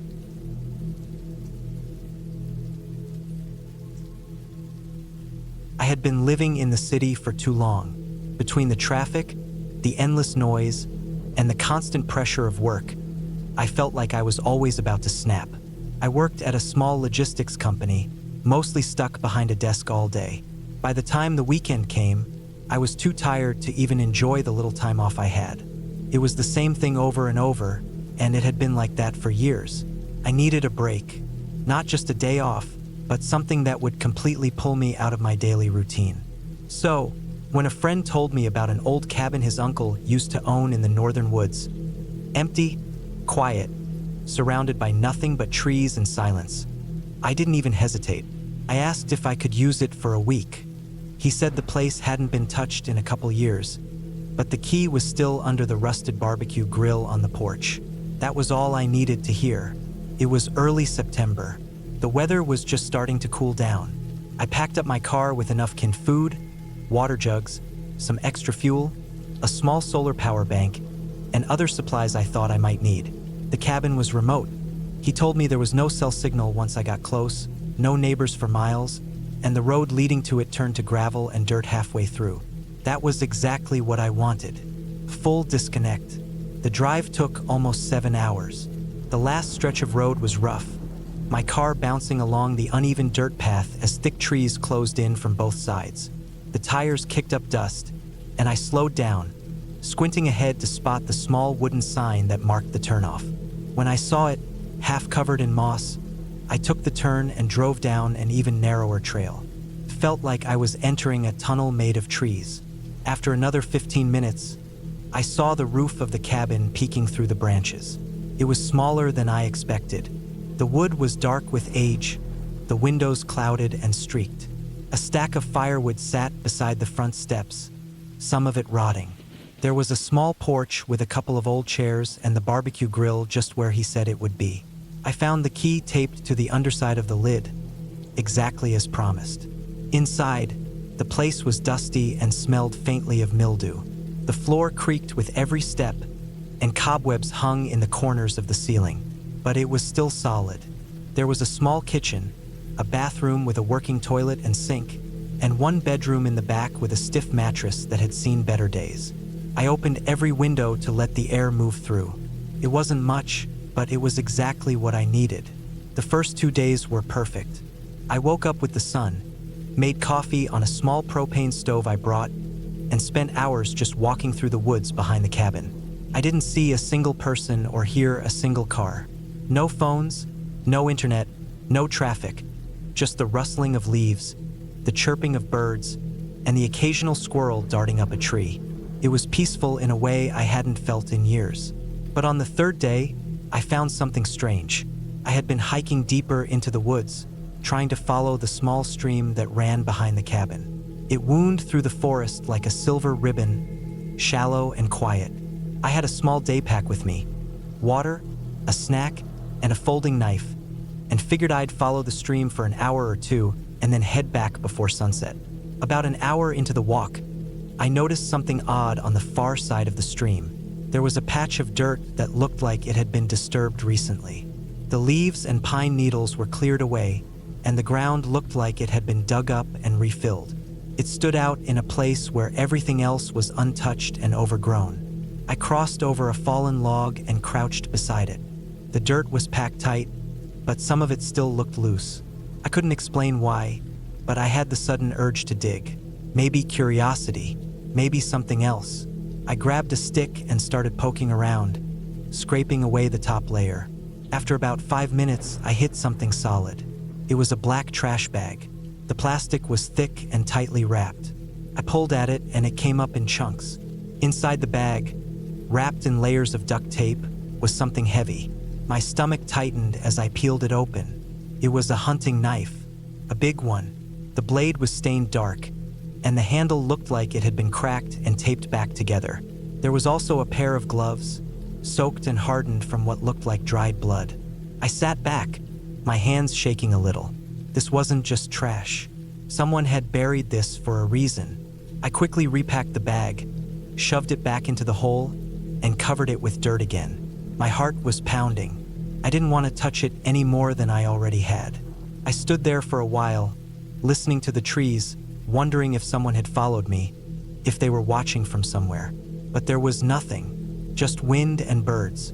I hurried back to the cabin. That night, I couldn't sleep. Every creak of the cabin made me sit up. I kept imagining someone walking through the woods, coming back to check on what they buried. What if they saw my footprints? What if they followed me back? The next morning, I debated leaving early. I even packed some of my gear into the car. But part of me didn't want to run. Maybe I was overreacting. It was just an old knife and gloves. Maybe it was used in an animal kill or someone trying to get rid of junk. Still, something about it felt wrong. I stayed. On the 5th day, I noticed footprints. They weren't mine. I had checked the trail behind the cabin every morning since I got there. I liked seeing my own boot prints in the mud and dirt. But these were different, bigger, heavier. They led from the stream toward the cabin and then circled around to the back window. Then they vanished into the trees. I stood there staring at them for a long time. The prints were fresh, probably from the night before. I hadn't heard anything. I slept with the window closed and the door locked. But someone had been there walking through the woods while I was sleeping. I stayed inside most of the day after that. I kept the door locked and my folding knife in my hand. I thought about leaving again, but the car was parked down the trail, and I didn't feel safe walking alone through the woods with someone else out there. I was stuck, and I knew it. The next 2 nights were worse. I didn't sleep. I kept all the lights off and sat by the window with the knife on the table beside me. The forest outside was pitch black. Every now and then I thought I saw movement between the trees, but it was hard to tell. I was exhausted, on edge, and completely alone. On the 7th day, I found something on the porch. It was early morning. I opened the door and there, sitting in the middle of the wooden floorboards, was a dead rabbit. Its neck had been broken, and it was laid out neatly, like a gift. Its eyes were wide open, staring up at me. That was it. I packed everything in a rush. I didn't even eat breakfast. I shoved clothes into bags, dumped the food back into bins, and loaded the car as fast as I could. My hands were shaking the whole time. I didn't care if I left things behind. I needed to get out. The drive back was a blur. I kept checking the rearview mirror, expecting to see someone step out into the road or follow me in another car. But the road stayed empty the whole time.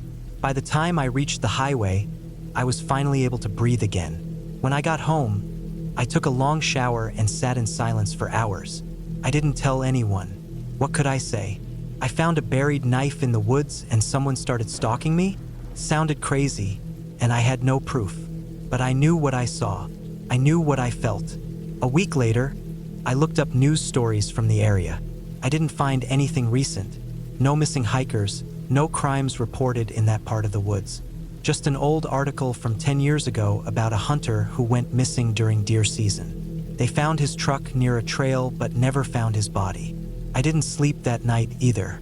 It's been months now, and I still think about it. I still hear things at night, maybe just in my head. Sometimes I wonder what would have happened if I stayed one more night. What if I hadn't found the footprints? What if I hadn't found the knife? I haven't gone back into the woods since. I probably never will. The cabin is still there, sitting alone in the forest, with the buried knife still hidden behind the trees. Someone out there knows it's there, and maybe they know I know.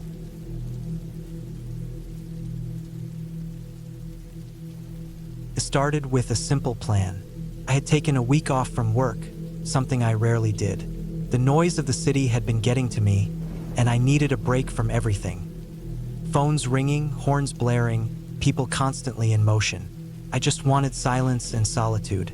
A friend of mine had told me about a small cabin up north, deep in the woods near a lake, barely used.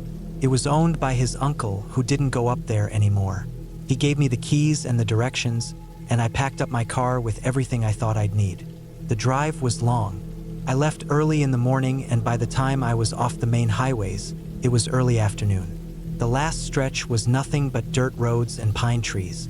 The kind of place where your GPS stops working and there are no signs, just landmarks like a forked tree or an old mailbox. After another 30 minutes of slow, bumpy driving, I finally saw the cabin tucked away among tall trees. It looked old but solid. One story, small porch, wooden steps, and a roof with patches that had clearly been repaired over time. The lake was behind it, about 50 yards away, calm and still. I unpacked quickly and set everything up inside. The cabin was simple. One main room with a bed, a small kitchen area, a wood-burning stove, and a table with 2 chairs. No electricity, no running water. There was an outhouse about 20 feet out the back door. I had brought enough bottled water and food to last the week, plus a camp stove and extra propane canisters. That first night was peaceful. I sat on the porch, listening to the wind move through the trees and the sound of frogs and insects down by the water. Took a while to fall asleep, but it was the good kind of restless, too quiet, too calm. I wasn't used to it. The second day, I explored the woods a bit. I followed a narrow trail that wound around the lake and then branched off into the thicker trees. I didn't go too far, just enough to get a feel for the area. I came back in the early afternoon and made a simple meal. The only unusual thing that day was when I heard something heavy moving through the brush nearby. It didn't sound like a deer. It was slower, heavier. But when I looked, there was nothing. I told myself it was probably just my imagination. I was still adjusting to the isolation. By the third day, I had settled into a routine. I would wake up early, make coffee on the camp stove, sit on the porch for an hour, then go for a walk. I'd spend the afternoon reading or writing in a notebook. I had no phone signal, which was part of the appeal. That night, something changed. Around 2 or 3 in the morning, I woke up to a noise outside. It was a slow crunching, like footsteps on gravel, but it was just dirt and pine needles out there. Still, I was sure someone or something was walking near the cabin. I stayed in bed, heart pounding, trying to listen. The footsteps circled the cabin once, then stopped. I didn't move. I barely breathed. After a while, I must have fallen asleep again, because the next thing I remember was morning light coming through the small window. I checked around the cabin but didn't see anything unusual. No footprints, nothing disturbed. I told myself maybe it had been an animal, but it hadn't sounded like one. The fourth day, I stuck close to the cabin. I kept the axe nearby just in case. I didn't go for a walk. Every little sound started to feel louder, closer. I felt watched. That night, I moved the table against the door and kept the axe beside the bed. Again, in the middle of the night, I woke up to the same sound. Slow steps circling the cabin. They stopped by the front door, then moved around to the back. I didn't hear them leave. When I finally got the courage to check in the morning, I saw something that made my stomach drop. On the back of the cabin, scratched into the wood near the bottom of the wall, was a long, deep mark, like someone had dragged something sharp across it. It wasn't there the day before. It looked deliberate. I packed my bag that day. I wanted to leave, but I had driven too far, and the nearest town was hours away. I told myself I'd leave first thing in the morning. I stayed up that night, fully dressed, the axe in my lap. I kept a lantern on. Hours passed. Around 3 a.m., I heard a thud against the back wall. Then silence. I didn't move. A few minutes later, something scraped along the front steps. It wasn't an animal. The weight of the footsteps, the slowness, the deliberate way they moved. I knew someone was out there. I held the axe tight, barely breathing. Then silence again. I waited until the sun started to come up, then bolted. I threw my bag in the car and didn't bother checking the cabin. As I turned around the last bend in the road, I looked in the rearview mirror. There, standing at the tree line near the cabin, was a figure. Tall, broad, completely still. I couldn't see any details, just the shape. I drove for hours without stopping. I didn't call the police. I didn't tell anyone right away. I just wanted to get home. When I finally told my friend what had happened, he looked pale. He said his uncle had stopped going up there because he thought someone was living out in those woods. He never saw anyone, but he found signs. Trash piles, makeshift shelters, tools that weren't his. I never went back to that cabin. I never even went back into the woods. For weeks afterward, I kept dreaming about the sound of footsteps on pine needles, slow and steady, getting closer and closer. It wasn't supernatural. It wasn't a ghost. It was something worse. It was real. Someone had been out there, watching me, walking around my cabin in the dark, scratching the walls. To this day, I still double-check the locks at night. Not because I think that person followed me, but because now I know the kind of people that can live just beyond the trees, in places we forget about, in cabins we leave behind. And some of them are watching, waiting, with all the time in the world.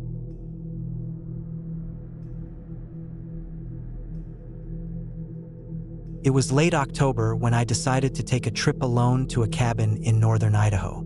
I'd found the place through an online rental site. It wasn't anything fancy, just a small wooden structure deep in the woods, about 2 hours from the closest small town. The listing said it had no cell service, no Wi-Fi, and power only came from a small generator behind the cabin. For water, there was a pump well out back. It was exactly what I needed. I had gotten burnt out from work, and my anxiety had been through the roof. I just wanted to be away from people, screens, and noise. I drove up on a Thursday morning. The road got rough about 30 miles outside of town. Potholes, gravel, trees pressing close on both sides. For a while, I wondered if my little car would even make it. It had rained earlier in the week, and muddy spots made my tires slip a few times. But eventually, the road widened a bit and I came to the clearing with the cabin in it. It sat about 20 yards from the edge of the tree line, surrounded by tall grass that looked like it hadn't been mowed in years. The cabin was small, maybe 20 by 20 feet, with a metal chimney poking out the top and a rusty axe stuck in a chopping stump near the porch. I parked close and walked around to look at the place. The front door had one of those old-fashioned iron latches and a padlock, which the owner had given me the combination for. Inside, it was simple, just a twin bed on the right, a wooden table with one chair, and a small kitchen counter with a few shelves and an old gas stove that looked like it belonged in a museum. There was a fireplace on the far wall, and beside it, a small cabinet with split logs and kindling. Everything smelled like pine and old dust. The first day was peaceful. I spent time stacking firewood, cleaning out the ash from the fireplace, and walking a short loop trail that circled the clearing. I had brought a small cooler full of food, eggs, bread, cans of beans, granola bars, and a few bottles of water. There was a pump well behind the cabin, and after testing the handle a few times, I got it working. The water tasted metallic, but it was clear and cold. That first night, I read from a paperback book by candlelight. The only noise was the wind and the occasional creak of the trees swaying outside. I kept the fireplace going and wrapped myself in a wool blanket. I fell asleep around 9 p.m. and didn't wake up until morning. The next day, I hiked further into the woods. There were no marked trails, just game paths and natural clearings. I didn't go too far, maybe a mile or so, but enough to get that satisfying feeling of being out in the middle of nowhere. I found a few deer tracks, a fallen tree that looked like it had been clawed by something, and heard distant rustling in the brush, probably squirrels or rabbits. I made sure to keep track of the way back by looking behind me every few minutes and noting trees with odd shapes or moss patterns. That night, things started to feel different. It wasn't anything obvious at first, just a sense that the woods were too quiet. I had grown used to the sounds of birds, insects, and the occasional branch snapping in the distance. But that night, there was none of that. Felt like the entire forest was holding its breath. Around 11 p.m., I was lying in bed when I heard what sounded like footsteps outside. First, I thought it was a deer, but the steps were slow and steady. Not the scattered sound of hooves, but more like boots crunching through dead leaves. I sat up and held my breath. The footsteps stopped right outside the cabin. Then, nothing. No knock, no noise, just silence. I waited for a long time, maybe half an hour, staring at the door. Eventually, I got up and looked through the small window. I couldn't see anything. No movement, no flashlight beam, no shadows. I told myself it was probably a trick of the wind or an animal passing by. I went back to bed and slept restlessly. In the morning, I found footprints. Not mine. They were fresh, deep, probably a size 12 or 13 boot. They circled the cabin once, then vanished toward the woods. I followed them for a few yards, but they disappeared in the underbrush. I felt my stomach turn. Someone had been out here in the middle of the night, walking around my cabin. No one else was supposed to be out here. I was hours from the closest neighbor. I stayed close to the cabin that day. I kept the axe near me and even thought about cutting my trip short. But there was no cell service, and I didn't want to make the drive back to town at night. I told myself I'd leave in the morning. That night, it snowed. I hadn't expected it. The forecast had said clear skies all week, but by 6 p.m., heavy flakes were falling. Within an hour, the ground was white. I knew my car wasn't great in snow, especially not on those back roads, so I realized I'd have to wait a day or two before leaving. I felt trapped. I didn't light the fire that night. I wanted the cabin to stay dark. If someone was watching, I didn't want them to know I was inside. I curled up under the blanket and kept the axe next to the bed. Every little sound made me flinch. Sometime after midnight, I heard something again. It started with a soft knocking sound on the back wall of the cabin. Not the door, the wall. Knock, knock, knock. I held my breath. The sound stopped. Then it started again, but this time on the side wall. Closer. Knock, knock. Then the sound of snow crunching. I sat up, heart pounding. I didn't move, didn't breathe. The noise circled to the front of the cabin, and then silence. I waited for what felt like an hour before getting up and looking through the front window. There were fresh footprints again. The snow made them easy to see. They led from the tree line to the front porch, then circled the building. They were close, less than 2 feet from the walls. Whoever it was had walked around my cabin again. I didn't sleep that night. In the morning, the footprints were still there, now frozen in the snow. I followed them again, and once more they vanished at the tree line. No tire tracks, no sign of a vehicle. Whoever it was had either hiked in or was living in the woods. I made the decision to leave even with the snow. I packed my things quickly and started my car. The wheels spun in the snow, but after a few tries I got it moving. I didn't even look back at the cabin. The road was slick, and more snow was falling. I drove slow, trying not to slide off into the ditch. About a mile down the road, I saw something that made my blood go cold. A tree had been cut and dropped across the road. Not fallen, cut. The edges were clean, straight, like someone had taken a saw and laid it across deliberately. There were no tire tracks, no other signs of anyone. It wasn't there when I had driven in. I got out and tried to move it, but the trunk was too thick. Couldn't even roll it. It must have taken a few men and some equipment to move it, yet I hadn't heard a chainsaw or any kind of noise the previous day. I had no choice but to reverse back to the cabin. Back at the clearing, I parked and shut everything off. I brought my bag inside, locked the door, and pushed the table against it. I knew I was stuck. My only hope was that the snow would let up and I could hike out or find help in a few days. The power went out that night. The generator outside had been working fine until then.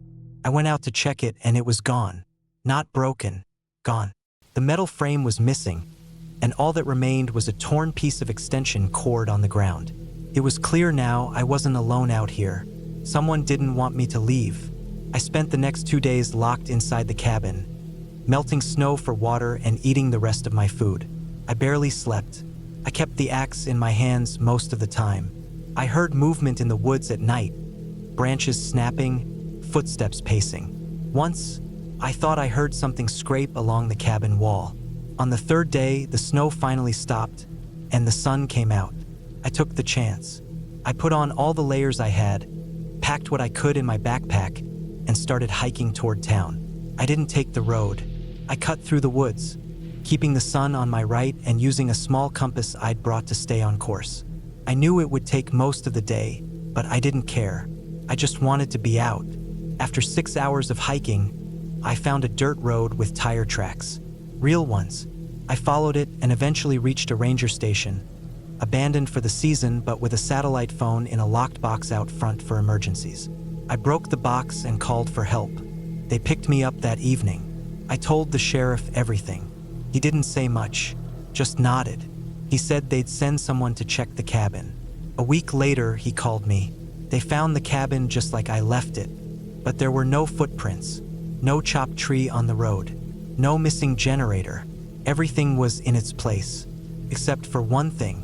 Inside the cabin, stuck in the wall above the bed, was a hunting knife, buried up to the handle. That cabin's not listed anymore, and I don't go into the woods alone, ever again.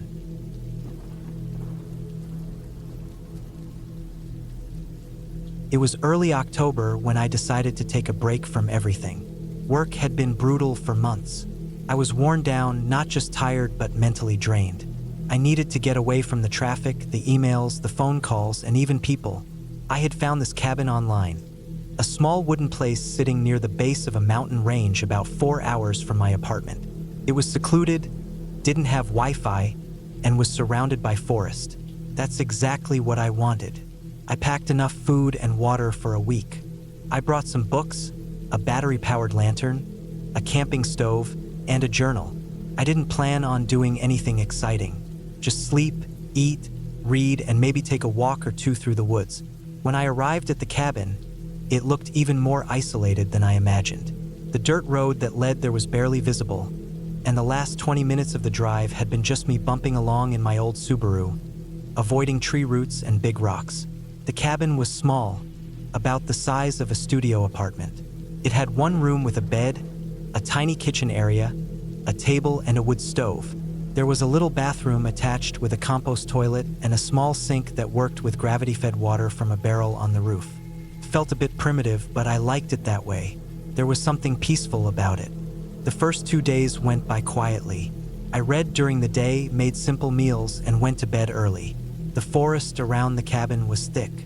I could hear birds during the day and crickets at night. The air smelled like pine and earth. Time slowed down. Felt like I could finally breathe. On the third night, I woke up around 2 a.m. to a sound outside. At first, I thought it was just an animal, maybe a deer or a raccoon rummaging around. But it wasn't the usual soft scuffling. It sounded heavier, like footsteps, slow and deliberate.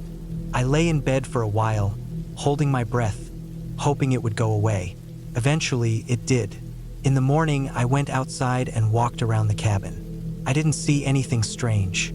There were some marks in the dirt near the trees, but it could have been anything. Still, it stuck with me. The sound didn't feel like an animal. It felt like someone walking. That day, I stayed closer to the cabin. I had planned on hiking up a trail I'd seen nearby, but I didn't feel like going far. I read most of the day, kept the fire going, and kept glancing at the window. I told myself I was being paranoid. Maybe I was. I hadn't spoken to anyone in days, and that kind of isolation can mess with your head. The next night, I heard it again. The same time, the same slow footsteps. This time, it circled the cabin. I didn't move. I just lay there, staring at the ceiling, heart pounding. I thought about turning on the lantern, but I didn't want whoever or whatever was out there to know I was awake. I didn't sleep much that night. In the morning, I found more prints around the cabin. They weren't boot prints, more like worn-down shoes. The steps weren't big. Maybe someone short or just walking carefully. They went from the edge of the woods around the back of the cabin and then off into the trees again. I started locking the door during the day too. It had an old deadbolt, nothing fancy, but it worked. I kept the hatchet by the bed and a big flashlight on the table. I didn't have a gun. I don't even like guns, but I was starting to wish I had one. On the 5th night, I made a mistake. I left the lantern on for too long and killed the batteries. I had candles, but they barely lit up anything. I went to bed early, hoping maybe the thing or person wouldn't show up. But of course, it did. The steps came back, slower this time, almost like whoever it was wanted to be heard.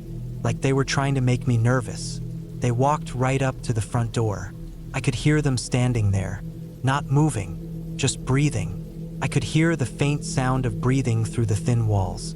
After what felt like forever, the steps moved again around the side of the cabin. I didn't sleep at all. I sat up in bed, holding the flashlight and the hatchet, straining to hear every little noise.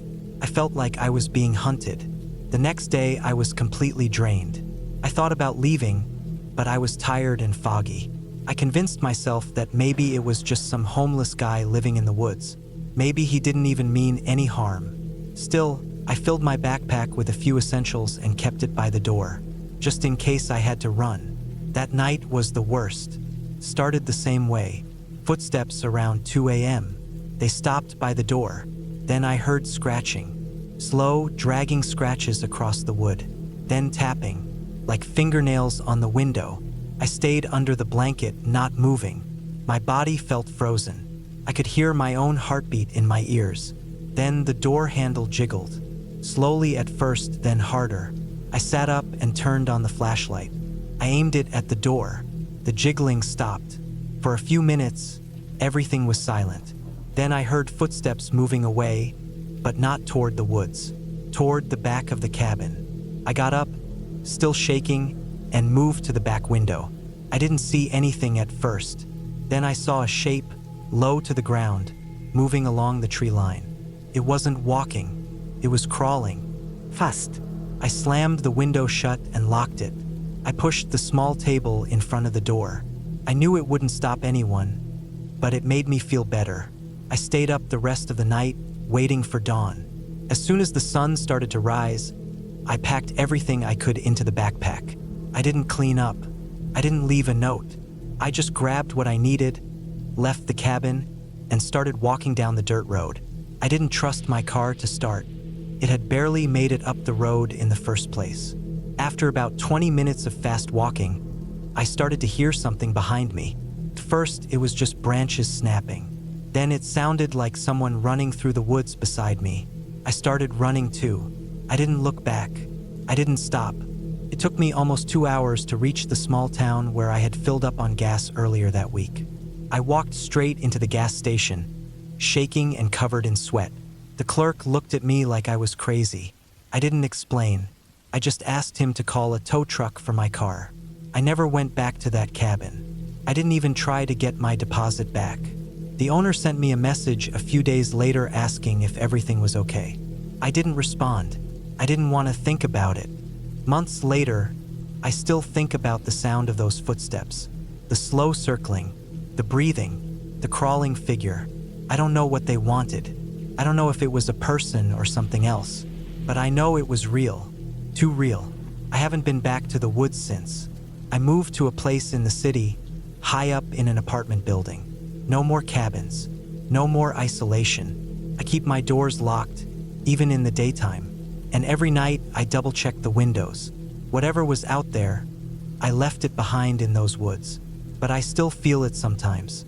When I wake up at night, when I hear a noise outside my window, when I'm alone. I never wanted adventure. I just wanted peace. But that trip showed me something. Not every quiet place is safe. Some places are quiet because something else already claimed them. And if you stumble into one of those places, you might not be alone. I was lucky to get out, but I don't think everyone does.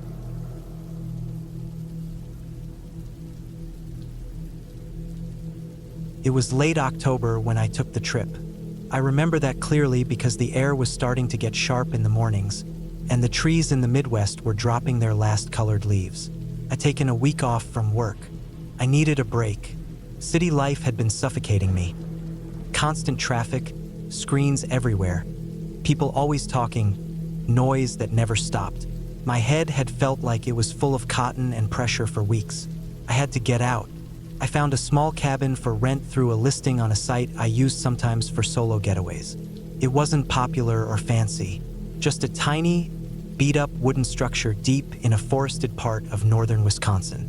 The listing said it had no Wi-Fi, no running water, and no power except a solar battery and a propane heater.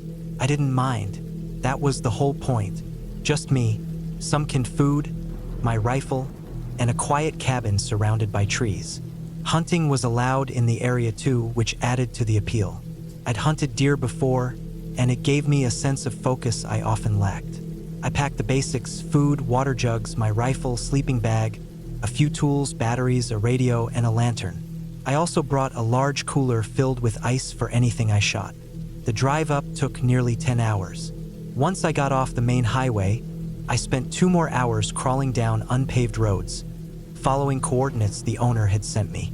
There were no signs, and I didn't see a single other cabin or house the entire way. It was just forest, dirt roads, and scattered animal tracks in the dust. By the time I pulled up to the clearing where the cabin sat, the sun had already started to fall low behind the tree line. The place was smaller than I'd expected, more like a shack. The wood was old and warped, the roof sagged slightly, and the windows were so dirty you couldn't see inside. But it was standing and the door worked. That was enough for me. Inside, it smelled like mold with smoke and something old and sour, like clothes left too long in a bag. There was one room, a small cast iron stove, and a narrow wooden cot with a torn mattress. I swept some leaves and rat droppings off the floor and set up my stuff. I unrolled my sleeping bag, hung the lantern from a nail in the beam above, and cracked open a can of soup. The night came fast. I lit the propane heater, made sure the door was locked, and lay in the cot listening to the sounds of the forest outside. It was a lonely sound, the kind that seems peaceful at first but starts to feel wide and hollow the longer you listen. It reminded me of being a kid and standing at the edge of a lake at night, still, dark and massive. The next morning, I got up with the sun, made coffee on a small gas stove I brought, and stepped out into the chill. The forest was beautiful, red and orange leaves on the ground, a cold wind blowing softly through the trees. I set out with my rifle and wandered through the woods for hours, looking for signs of deer. I saw some scat, found a few tracks, but nothing worth chasing. Still, it felt good to walk. The cold air cleared my head. I saw no one, no people, no cars, just birds, squirrels, and one fox that darted off through the underbrush. By the time I got back to the cabin that evening, I was tired but relaxed. I made dinner, checked over my gear, then sat outside watching the stars. The sky out there was clean, full of light. I hadn't seen stars like that in years. When I finally went back in and locked the door, I slept like a rock. But the next night, something changed. It started with a sound. I was lying in the cot, not quite asleep yet, when I heard what sounded like a stick snapping just outside. It wasn't loud, but it was sharp. I froze, my ears straining. Then another sound, a slow, steady crunching of leaves, like footsteps, not a deer, not a squirrel, too heavy, too slow. I sat up and turned off the propane heater, letting the room go quiet. I waited. The footsteps stopped. Then, maybe a minute later, I heard another noise, a low creak, like wood under pressure. Maybe the front steps? I grabbed my rifle and crept to the window. It was too dirty to see through clearly, so I crouched near the door and listened. My heart was thudding now. I tried to tell myself it was probably just an animal, maybe even a black bear, but something about the rhythm of the steps didn't feel animal. They were too spaced, too careful. After maybe 5 minutes, everything went silent again. I sat there in the dark for over an hour, waiting. Nothing. Eventually, I lay back down and dozed off. The next morning, I walked around the cabin looking for tracks. The dirt was covered in leaves, so it was hard to say for sure, but I found one patch that looked disturbed. Not a full footprint, but something had definitely stepped there recently. It wasn't enough to tell what. I told myself it was nothing and went out hunting again, but I couldn't focus. Every snap of a twig behind me made me jump. I kept looking over my shoulder. At one point, I even climbed a small rise just to look around and make sure I was still alone. Back at the cabin that evening, I double-checked the door lock, pulled a chair in front of it, and kept my rifle loaded and nearby. I didn't sleep much. Every tiny sound outside made my body tense up. Once, I thought I saw something move past the window, but it was too fast and dark to be sure. The next morning, I found a dead bird nailed to the side of the cabin. It was a crow. Someone had driven a rusty nail through its chest, pinning it to the outer wall. Blood streaked down the wood underneath. I just stood there staring at it, not moving. My hands felt cold even though the sun was out. That wasn't nature. That was a message. I thought about leaving that day, just packing up and getting the hell out. But the thing is, I didn't want to be scared off. I'd spent years trying to push through fear. Besides, I was 10 hours from home, and the nearest gas station was hours away. I hadn't seen any signs of people, no roads, no houses. Who would even be out here? Still, I didn't go hunting that day. I stayed near the cabin with the rifle close. I watched the woods from the porch, barely moving. Nothing happened that day. Nothing I could see anyway. That night, I heard footsteps again. But this time, they circled the cabin. Slow, deliberate. I heard them on the gravel near the front, then over the dry leaves to the side, then behind the cabin where the woods grew thicker. They stopped now and then, like whoever it was listening. At one point, I heard a soft scraping sound on the back wall. Not loud, just enough to be real. I didn't move from the cot. I just sat there holding the rifle, heart pounding, barely breathing. I didn't light the heater. I didn't even blink much. After a long time, the sound stopped. I didn't sleep at all that night. The next morning, I found more signs. Someone had carved something into one of the trees just 20 feet from the cabin. It looked like a triangle with a slash through it. I didn't know what it meant, but it was deep and fresh. The bark was still curled around the edges. I made a decision. I was leaving.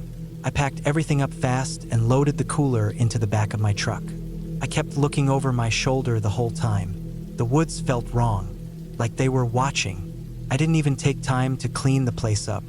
I just locked the door, got in, and started driving. About 2 miles down the dirt road, I found a branch laid across it. It hadn't been there before. It wasn't huge, but big enough to slow me down. I got out, moved it, and kept going. Then another one, bigger this time. Then a pile of rocks. Then another, all spaced about a mile apart. Someone had been trying to block the road after I came in. By the time I reached the gravel road that led back to the highway, the sun was low and I was sweating despite the cold. My hands were shaking. I kept checking the rearview mirror, half expecting to see someone step out of the trees behind me. I didn't stop until I hit a town. I pulled into a gas station and sat there for 10 minutes before going inside. I didn't tell the clerk anything. What could I say? I never went back. I never contacted the owner of the cabin again.